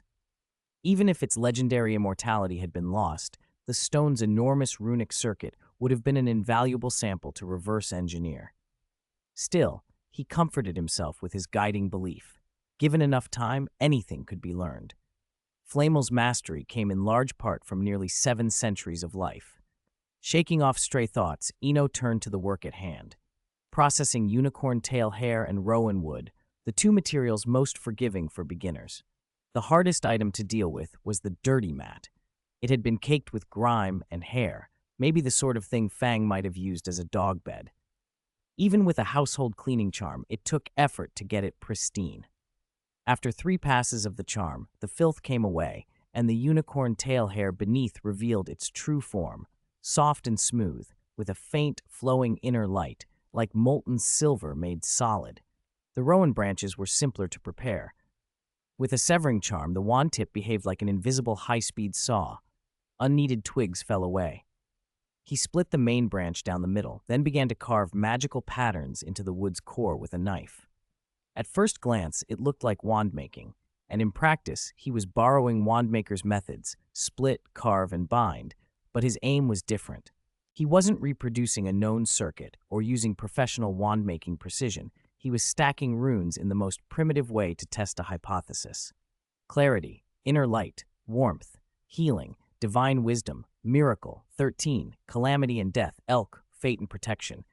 For a full half hour, Eno engraved as many rune meanings as he could recall along the inner face of the 2-meter staff. He'd chosen such a long piece deliberately. He wanted room to lay out many runes, not to produce a polished product, but to verify his idea. Once the runes were inscribed, the staff looked like an odd piece of craftsmanship. Each rune sat precisely an inch apart, a gap left for the unicorn hair to bridge them. He selected hairs one by one, connecting pairs of runes, one above, one below, binding them like links in an Ouroboros ring. This time the ring wasn't circular, but twisted into a figure-8 pattern, vaguely reminiscent of the Darkmark's serpentine coils. When all the connections were made, he closed the 2 halves of the wood and sealed them with a charm. Permanent sticking charm. A gray beam of light sealed the split wood perfectly. To the eye, there was no seam. As the halves came together, the staff itself changed. The deep brown grain gained a hint of crystalline white light, faint but sacred and warm. It could have belonged to a wandering wizard like Gandalf, solid, comfortable in the hand, quietly magical. Facing his first success, Eno felt only calm verification rather than elation. This was the most basic, primitive form of alchemy. If it had failed, his entire approach would have been in question. Now it had worked. He picked up the finished staff. It weighed 4 or 5 pounds, sturdy enough for hiking or a scuffle. Its effect seemed modest. Illumination, a warmth to the hand, perhaps a latent amulet-like protection. But those were enough. More importantly, the success confirmed his method. By deconstructing unknown runic circuits with crude experiments, slowly and patiently, one could reverse engineer even the most complex magical patterns. Given enough time and trials, even Ravenclaw's diadem or other intricate runic constructs could be pulled apart and understood piece by piece. It was the last lesson before the feast. When the professor dismissed them, Hermione covered her mouth and yawned. She'd taken Prefect Weasley's advice and been careful with the time turner, but the strain of the extra hours still hadn't washed out. Lately, she found herself dozing off at odd moments. Normally, after the last class, she would head to the library to read and rest, but tonight that wasn't an option. Outside rain hammered down, and the sky was ink dark. Yet the castle glowed with warmth. The festive mood had quietly arrived. Since the afternoon, the whole place had smelled of pumpkin. Hermione hurried out of the classroom toward the great hall. Hagrid was hauling the giant pumpkins inside, and though the decorators had only just started, a crowd had already gathered, waiting in line. Hermione felt a little thrill. If she hadn't come early, these dozen pumpkins might not have been enough. With Professor Flitwick's help, the pumpkins were carved into hollow carriages, and the waiting students began choosing their favorites in order. Inside her small pumpkin carriage, the quiet made a sharp contrast with the bustle beyond. Surrounded by warmth and laughter, Hermione's eyes slid shut. She didn't know how long she had been asleep when a familiar voice murmured in her ear. "Hermione, Wake up, don't sleep, Hermione? She opened her eyes to see Harry and Ron. What time is it? How long? 7:15, Harry said, matter of fact. Seeing her worry, he added, Don't worry, the feast isn't for nearly an hour. Phew, Hermione breathed out a long sigh and looked at them. You two hold this for me. As agreed, for the next month you can refer to my homework. Remember, refer only. She clambered out of the pumpkin. Don't worry, we'll only refer and learn, Ron said quickly, anxious she might change her mind. Harry gave the same look of solemn agreement, as if making a promise. Hermione let out another resigned sigh. She knew better than to believe they would only refer, but there was no other way to secure this pumpkin. Asking the girls in her dorm would have invited ridicule. Getting out without trouble would have been a triumph. After a moment, she ran toward the dormitory. Attending the feast required washing up and a quick touch-up. In the carriage, Ron whispered, Do you think she's in love? Otherwise, she wouldn't let us borrow her homework for a whole month. Harry was puzzled too, but his concern ran more practical. How do we explain it if there are two identical submissions? He murmured. Easy, Ron said, thumping his chest. Potions is mine, transfiguration is yours, and charms will split. If we handle those three, it won't look suspicious. Professors only care if we write it, not if we share notes.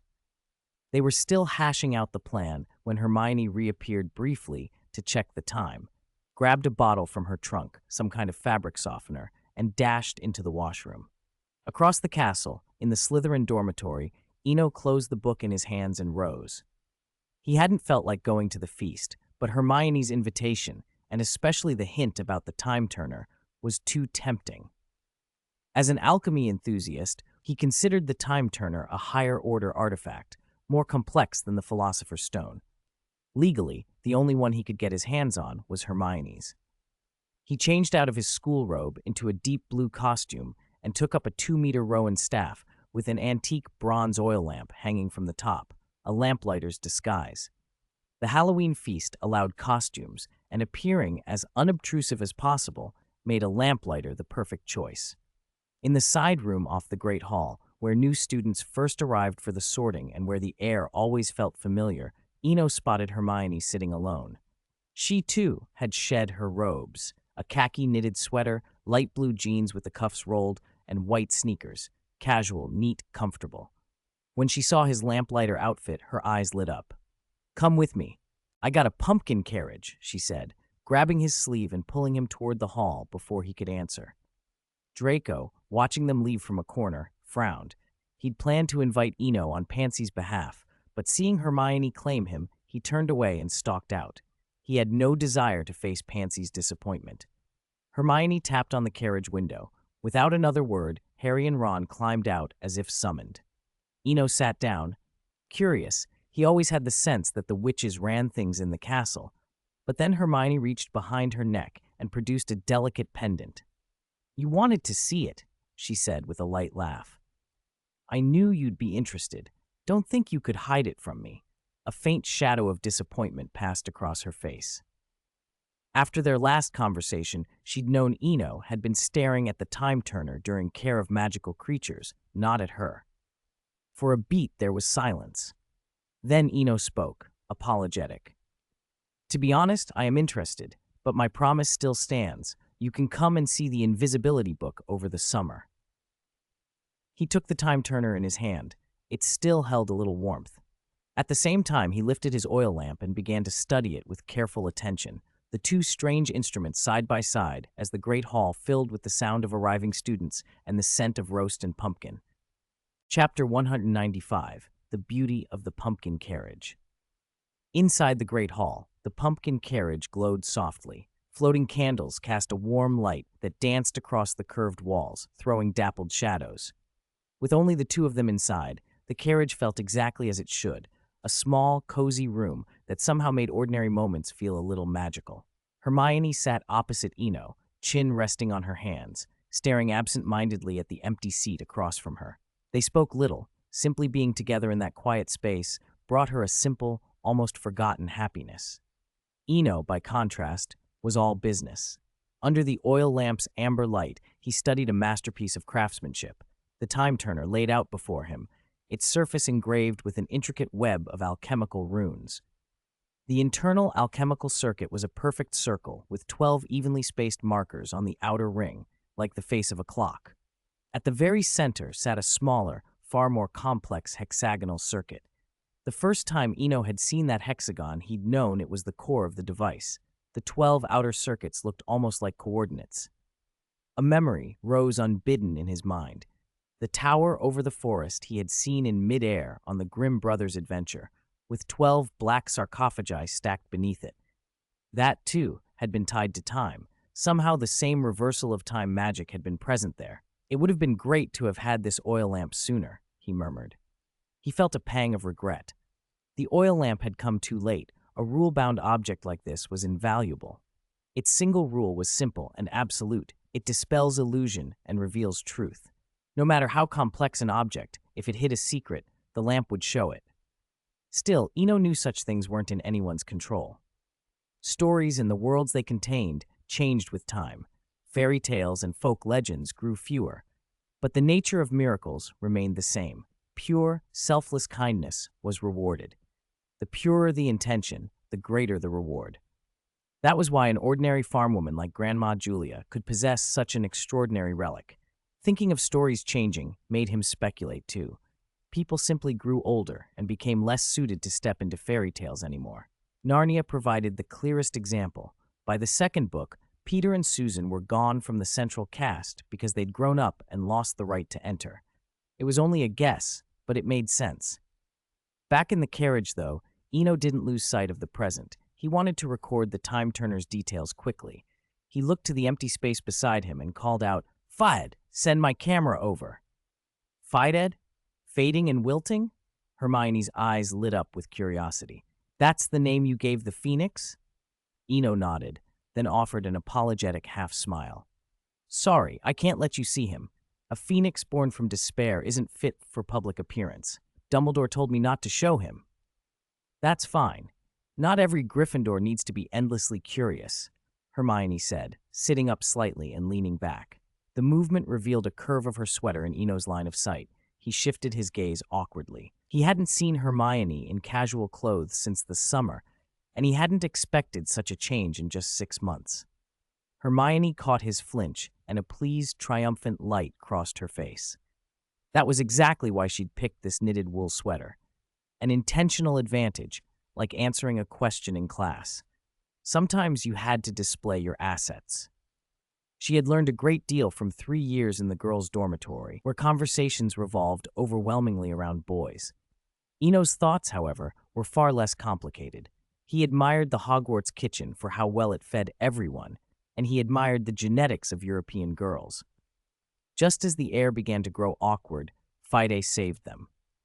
A streak of blue light flashed through the carriage, and an instant camera, about 5 inches across, appeared out of thin air on the table.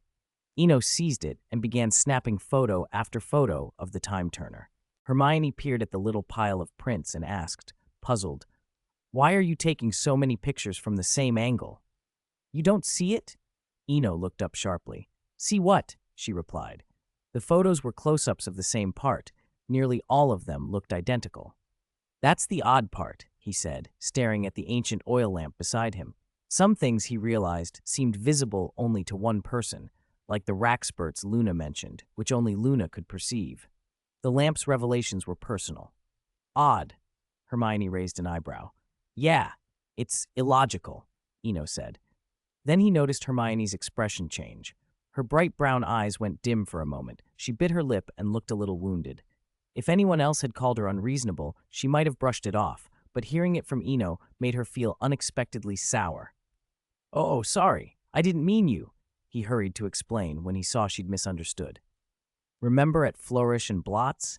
There was that invisible book of invisibility. You and Harry couldn't see it either, even though others could. Hermione's face brightened at that clarification. So you mean only you can see it? Even in a photo, what I see and what you see would be different? That is unreasonable. She searched for the right word and found none better than unreasonable, so she stuck with it. I'm afraid so, Eno admitted, relieved she understood. Human nature liked to believe in equality, he thought. yet everyone secretly yearned to be special in some way. Then you are truly unreasonable, Hermione teased, one eyebrow arched, her eyes sparkling with mischief. It's not me who's unreasonable. Well, never mind. Just assume I'm the unreasonable one. Eno slouched back against the pumpkin wall with an air of mock helplessness. His face said plainly, "Do as you like. I give up." Hermione covered her mouth and laughed softly. The tension of the last few days with the time turner seemed to vanish in that laugh. The fatigue that had weighed on her receded, if only for the moment. Chapter 196, New Discoveries in the Library. The third-year Halloween feast ended on a cheerful note. There were no dementors, no looming black dog, and no torn portraits. Everything had stayed orderly. Although the feast lasted until almost midnight, Eno had returned to the dormitory by 11. When he pushed open the door, he found Draco sitting in a chair, his face a tangle of nerves. "You're really seeing that rabbit? That Granger? Oh my God! Pansy will kill her." Eno, listening to the absurdity, walked over to his bed without a word. "Don't ignore me. I'm serious. You don't know how terrifying a witch can get when she loses it."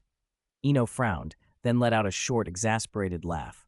"Why have you turned into Ron Weasley, so fond of gossip?" Draco's shoulders gave a small shudder, as if recalling a terrifying image. Eno shrugged off his outer robes, leaned against the headboard, and spoke plainly. He knew how common school crushes were, inflammable, transient feelings, more like summer showers than anything permanent. Liking someone in the halls wasn't the same as loving them. After graduation, with careers and separate lives, even a once unforgettable white moonlight would often settle into the attic of one's memory, nostalgia rather than present pain. Seeing Draco fall suddenly quiet, Eno stopped. Some things simply needed time. Meanwhile, in the Slytherin girls' dormitory, the mood was heavy. Daphne sat unusually listless in a chair, abandoning her usual cheer. "You're just gonna let her rile you like that?" she demanded. "And what do you expect me to do? It's Hogwarts." Pansy raised an eyebrow, her expression cool as she looked at the table where an elegant weather crystal ball rested. "We could do something over the holidays." "Stop," Daphne snapped. "Anything but that. That's a dead end. Eno isn't stupid. Malfoy has probably already told him everything. If anything happens, whether it's me or someone else, I'll be the first suspect. Incompetent, always making trouble." Daphne ground her teeth in annoyance. "Incompetent?" Pansy laughed, a wry, knowing sound. "Malfoy never keeps the incompetent. You don't judge them by ability, you judge them by luck." Pansy knew, as well as anyone at Hogwarts, that if you ranked people in Slytherin, perhaps in the whole school, Draco was the one Eno was closest to. "So we're just going to let it go?" Daphne asked, still dissatisfied. Pansy didn't answer right away. Instead, she examined Daphne with a sharp, oddly searching look. Daphne squirmed under the attention. "What are you looking at?" "Nothing," Pansy said, shaking her head. She turned her gaze to the Daily Prophet that lay on the floor. The headline touted Nimbus Company's new firebolt, sleek lines, impressive specs. Though she didn't play Quidditch much, Pansy felt the pull of it. Who wouldn't be drawn to a broom like that? Of course, very few could actually afford a firebolt. People could gape through shop windows all they wanted, but only those with the money ever flew one. For most, competition was a minor concern. Time moved on, unhurried. 3 days after Halloween, after finishing his lone charms class for the morning, Eno went to the library. He felt increasingly like a scanner, consuming books quickly, less for immediate understanding than for accumulation. Once a month, he sat with the Ravenclaw diadem to organize and synthesize what he'd read through the diadem's magic-assisted aid. The diadem's power was more effective than the rumors suggested. It truly clarified thought. But what fascinated him most was not the diadem itself, but its maker, Rowena Ravenclaw. What kind of mind produced an artifact that could sharpen understanding? To grasp something oneself was intelligence. To help others grasp it as well was something beyond intelligence, an ability. Shaking his head to clear the thought, Eno focused on a thin book on the table in the reading area, The Framework of Alchemy. The volume floated a few inches off the wood, suspended by a web of spider silk that Lena had spun, an impromptu wire act. At first, he assumed it was yet another practical, application-bound manual. But when he opened it, the book proved different. The cover, and even the title, had been added later. The pages within were much older. Without the book's protective enchantments, a gentle turn of a page would likely have turned vellum to dust. What surprised him more than the age was the content. Despite being only half an inch thick, the margin was crowded with notes in a dozen different hands, some scrawled, some meticulous. There were additions and corrections to prior authors, scornful comments about later ones. It read like a book of inheritance. The annotations were proof of an ongoing conversation through time. Eno loved notes like this, tiny time capsules addressed to future readers. He turned the page with a smile and read aloud under his breath, amused by the voices across the years. His smile faded when he saw one of the names in the margin, Phineas Gaunt. He knew the Gaunt family all too well, an old pure-blood line of Slytherin descent, notoriously tangled in their own legends, the family of Lord Voldemort's mother. That a Gaunt had annotated a copy of an alchemical framework and that the note was preserved in the Hogwarts library made Eno pause. He couldn't help but grin at the thought that allowing Lena unrestricted access to the restricted section had been a very wise decision. The reward had come quickly. Chapter 197, Blood Alchemy of the Gaunt Family. Some people used to joke that the day after Halloween was Christmas. Eno had scoffed at that once, but now he found himself almost believing it.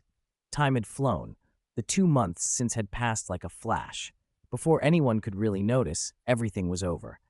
Outside the castle, Eno walked alone across the lawn, a suitcase in his hand. As usual for the Christmas holidays, he had decided not to stay at school. A new trip was about to begin, and he was calculating the timing. No matter where he went, the suitcase was indispensable. In the magic world, he could use the sanctuary as temporary storage, but that didn't work when you entered a story world. A story world was effectively contained within the sanctuary itself. It was like stepping into one room and then another. Unless you left and came back, you couldn't access the sanctuary's storage from inside. So before he left, he helped Hagrid transfer the magical creatures out of Hagrid's box. Together, they rebuilt a small hut deep in the Forbidden Forest to house the little beasts Hagrid had collected. Otherwise, after one trip into a story and back, nothing would be left in the box except the acromantula.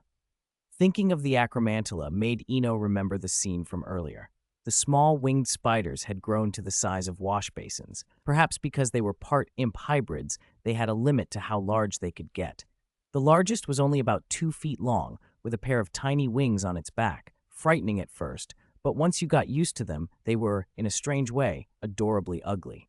As for their most valuable traits, venom and silk, he hadn't seen anything remarkable yet. Either they produced none, or it simply hadn't happened yet. But time and interests changed. Eno was no longer as focused on improving the acromantula. That was Hagrid's playground now. What excited him were ancient runes and alchemy. The Gaunt family's books had opened a new door. Human alchemy, what the Gaunts called bloodline alchemy. The idea was simple in principle, if terrifying in execution. Engrave alchemical circuits or ancient runes directly onto the human body. Like the runes in a basilisk's eyes. If you could understand and master them, the Gaunt family methods taught how to inscribe those runes onto your own eyes, granting the basilisk's lethal gaze. Eno found the thought tempting. He wasn't planning to try it on himself, but he was thinking about the properties of ice and snow magic. He suspected Lena had sent the books because of his passing joke about wanting to dig out a basilisk's eyes and fix them onto an ice boa.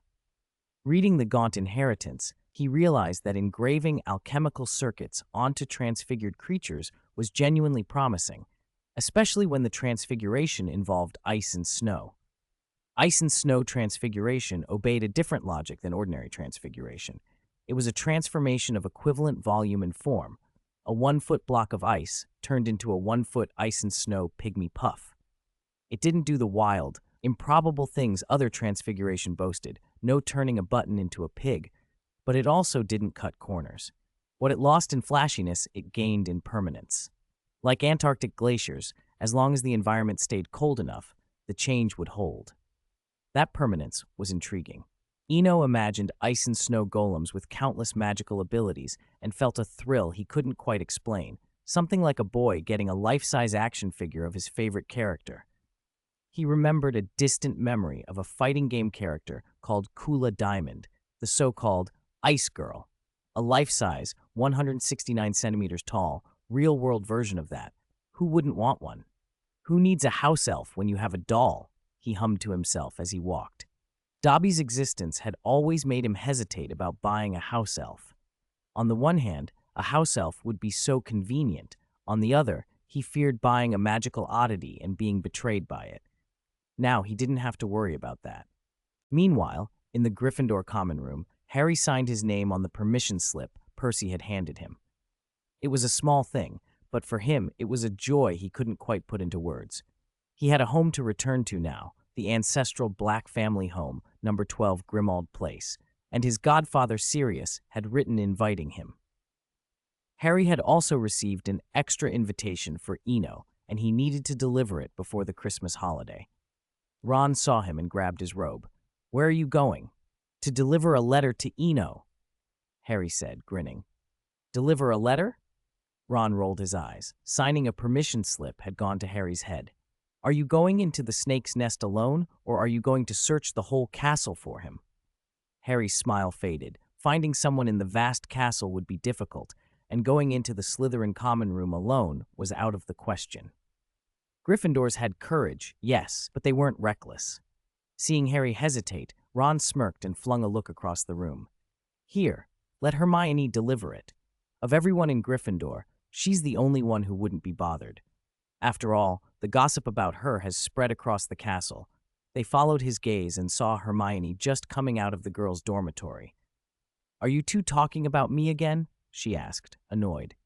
Hermione and Eno had shared a pumpkin carriage on Halloween, and the gossip hadn't faded. If anything, it had grown.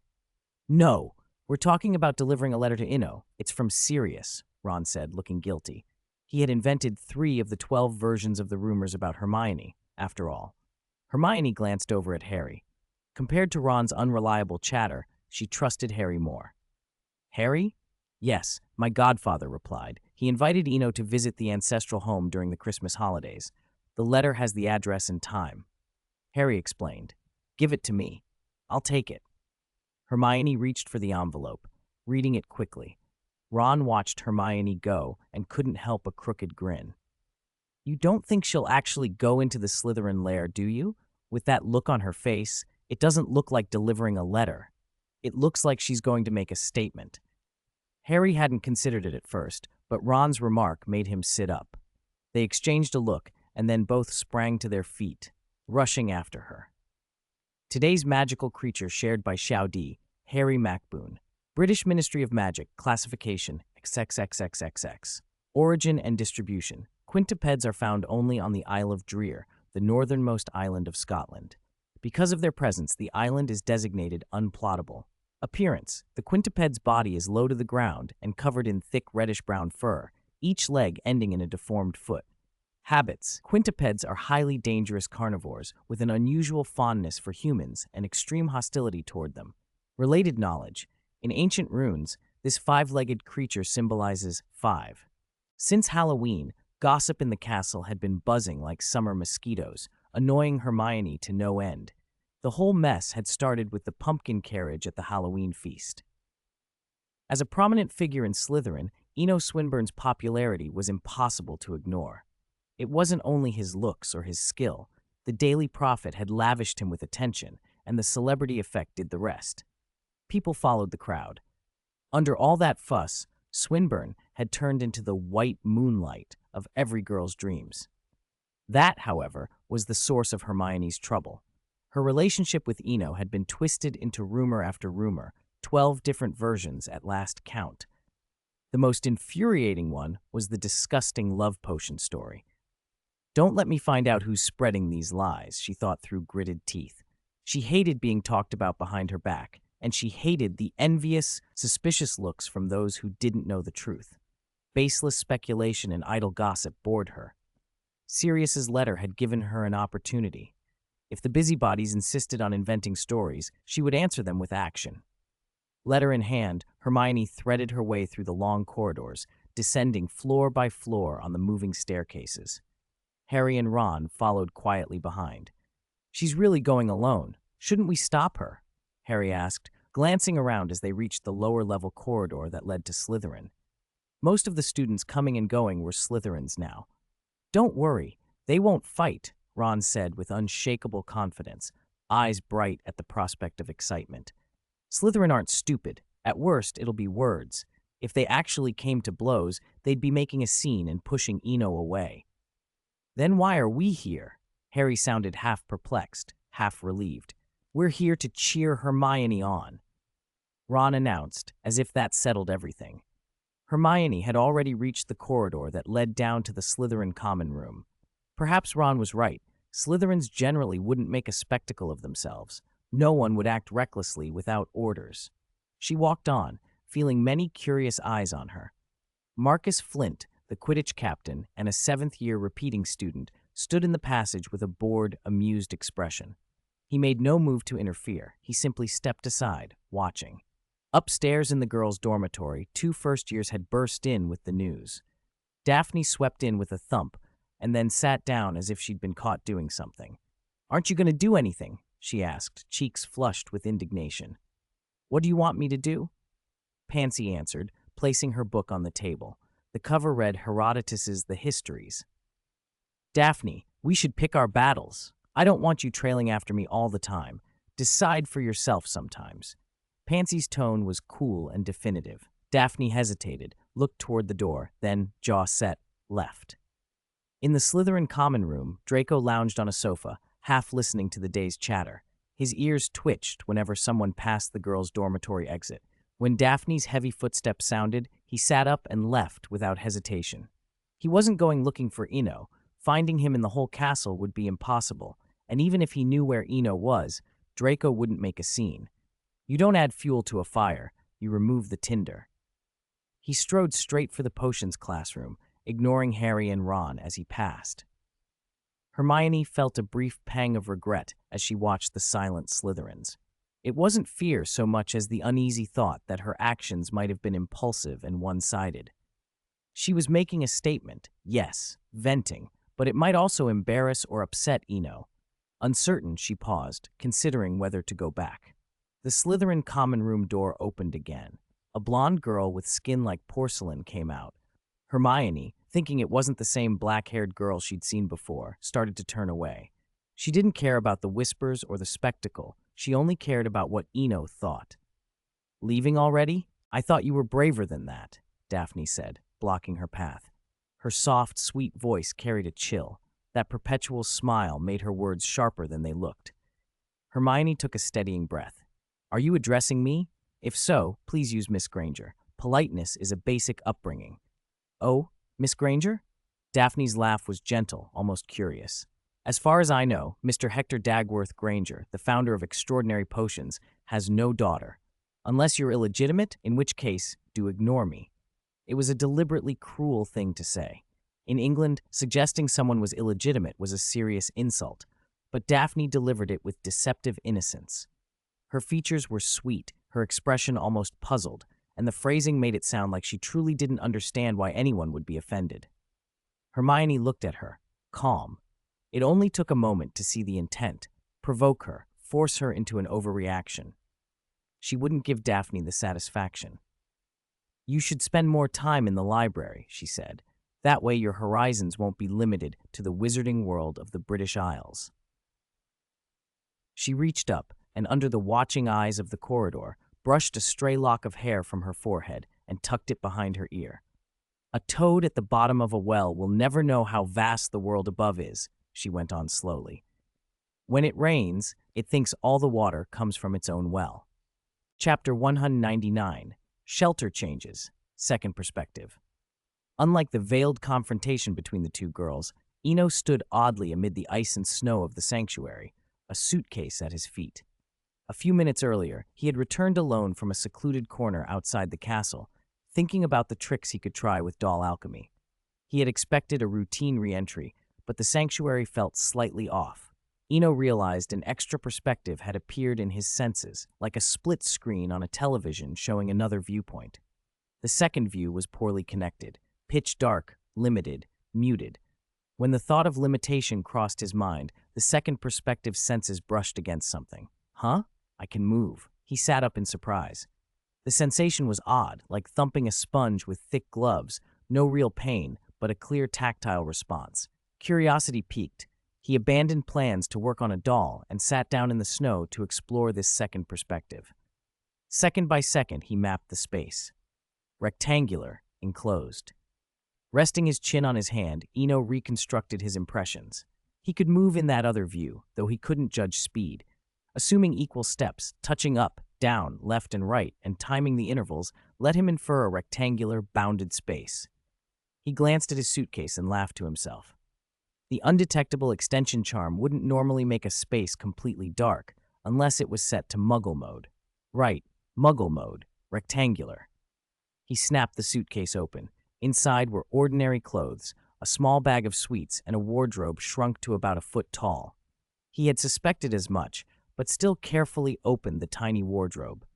A faint light cut through the darkness of the second perspective. Inside the shrunken wardrobe floated a small black mist, the boggart Lupin had given him in defense against the dark arts.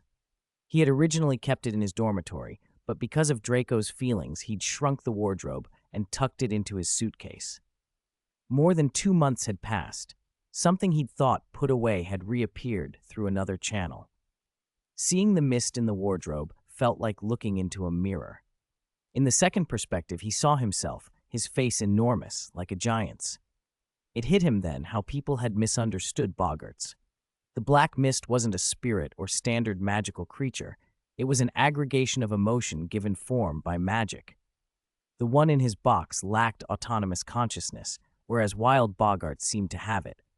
Perhaps that was why this one could slip past the sanctuary's safeguards. It was a dead mass of feeling, not an active mind. The boggart had been stripped of consciousness but not destroyed, like a soul fragment rather than a living mind. He thought of Horcruxes as a distant parallel. He leaned closer, studying the light, wispy mist.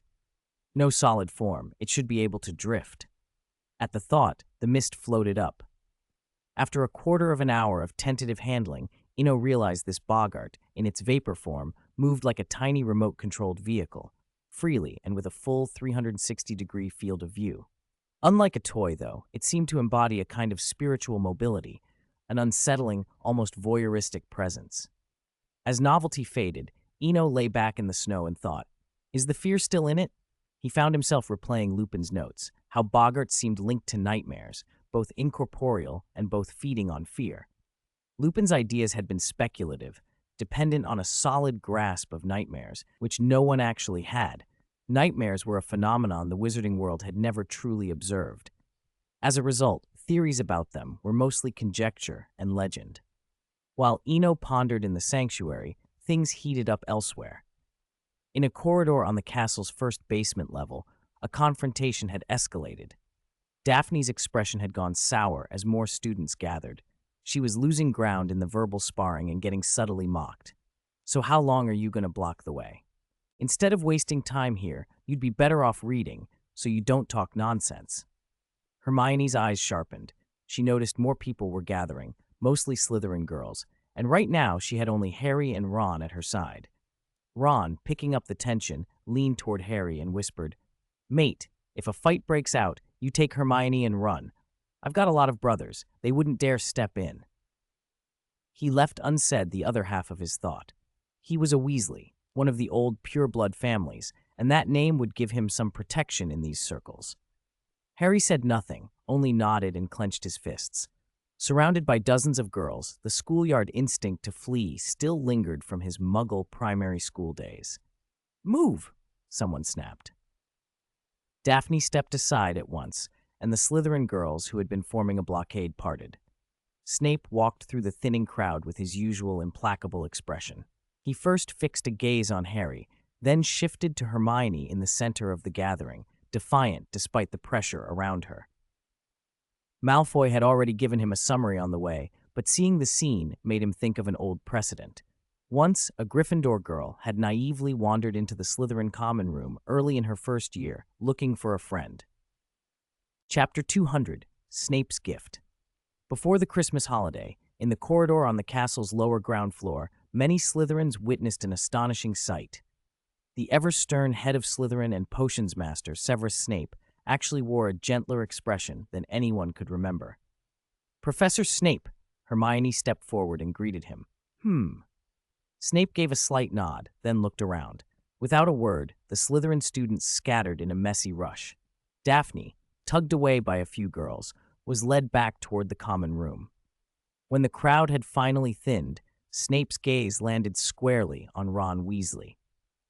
Normally, Harry would have been the first to draw Snape's attention, but since the serious incident, Harry's feelings towards Snape had grown complicated. He both resented Snape for revealing the prophecy and felt a guilty, tangled remorse over his father. If things between Snape and his father had been different during school, perhaps everything might have gone another way. From Snape's side, though, all he ever seemed to see were a pair of green eyes full of hatred and regret. For whatever reason, this year Ron had become Snape's new scapegoat in potions. Ignoring the anxious looks around him, Snape fixed Ron with a long stare, and when their eyes met, spoke slowly. "Ron Weasley, for attempting to cause a disturbance within the castle, you will serve detention 2 days every weekend for 2 months after the Christmas holiday. Detention will be held in the potions classroom office." Hermione and Harry were both aghast. No points had been taken, but 2 months of weekend detentions, right in the potions office, felt like overkill. "Professor," Hermione began on Ron's behalf, but Snape cut her off. "If I were you, I would seriously consider where those rumors came from." Ron's face went a little pale. He muttered to Hermione, "Forget it, Hermione. I'm fine." Hermione studied Ron's expression, then thought about Snape's words and narrowed her eyes, considering. "You two go back, and don't come here unless it's important," Snape said without changing his tone. He then glanced at Ron off to the side. "As for you, follow me to the office." After the crowd dispersed, the corridor felt unusually quiet. Harry stood for a moment, then followed after Ron and Snape. Hermione went too. She had questions she wanted answered face to face. At the potions office door, Harry looked at Hermione, uncertain whether to say anything. Hermione had already decided for him. "You don't need to say anything. I'll ask him in a bit," she told him. She leaned against the stone wall, arms folded, one leg casually bent, half closing her eyes as she watched the office door. Harry silently prayed for Ron. For the first time, he truly sensed how vulnerable Ron was. About a quarter of an hour later, the potions office door opened. Ron emerged, shoulders slumped, clutching an old wooden box. "Mr. Weasley." Hermione straightened and walked toward him. "I was wrong. I apologize." Ron looked regretful that he'd been so careless with gossip. Hermione said nothing, merely urged him with a look to continue. "I only made up 3 versions. The rest really had nothing to do with me," Ron said, sounding genuinely contrite. "Which 3? Hermione asked flatly. She had never imagined the rumors that had plagued her came from her friends. "The secret of the garden," Ron began. "The kiss in the rainy night. The love confession in the train compartment." He rattled off the titles, and Hermione, relieved, let out a small breath. Those stories were romanticized. If embarrassing, she had feared something far cruder. Ron lowered his head. "I'm sorry. I won't say anything like that again. I really won't." There was a moment of silence. Harry watched anxiously. This was not how he had wanted things to go. Then Hermione spoke, surprising both boys. "I accept your apology, but from now on, if you hear anything about me, you must tell me first before you spread it." She was forced into the compromise. Being close to Eno would always invite rumors, and it was better for her to vet them than to have others invent worse lies. Both Harry and Ron visibly relaxed at her forgiveness. "Oh, Hermione, this is what Professor Snape asked me to give you." Ron held up the small wooden box. Hermione opened it. Inside lay 2 circular mirrors, about 3 inches across. "Two-way mirrors?" Ron blurted out. "They're a rare alchemical object for long-distance communication. You can see each other when you use them." Hermione quickly understood. The magical equivalent of a cell phone, but with the added ability to show the other person's face during the conversation. No wonder Snape had been so insistent about keeping her away from the corridor. While Hermione was contemplating the gift, Eno walked toward the forbidden forest. A faint black mist swirled in his sleeve. After a period of coaxing, the boggart he had been tending had visibly shrunk. It now needed fresh fears to feed on. The most legitimate sources would be a London amusement park or a midnight horror movie at the cinema. A haunted house or an all-night screening could supply plenty of terror, but that would have to wait until the Christmas holiday, 2 days from now. For now, he would try his luck in the Forbidden Forest. It's the beginning of the month. Xiaodi is asking for votes. Please, please, big shots, cast a vote. Today, Xiaodi shares a magical animal, the demiguise. British Ministry of Magic classification, XXXXX. Origin and distribution. Demiguise are generally found in the Far East. Appearance. Demiguise resemble graceful apes with long, silky, silvery fur. Large, dark eyes are often hidden beneath their fur, giving them a perpetually melancholy expression. Habits. Demiguise are gentle, quiet, herbivorous magical creatures. Abilities and uses. Demiguise can become invisible when threatened and have a limited power to foresee the immediate future. They are very difficult for ordinary people to see. Only wizards skilled at locating them can detect them. Demiguise fur is highly prized because it can be woven into invisibility cloaks. Over time, however, cloaks made from demiguise fur will lose their effectiveness and stop functioning. Related lore. Because of the demiguise's ability to vanish, it represents the number 0 in runic alphabets.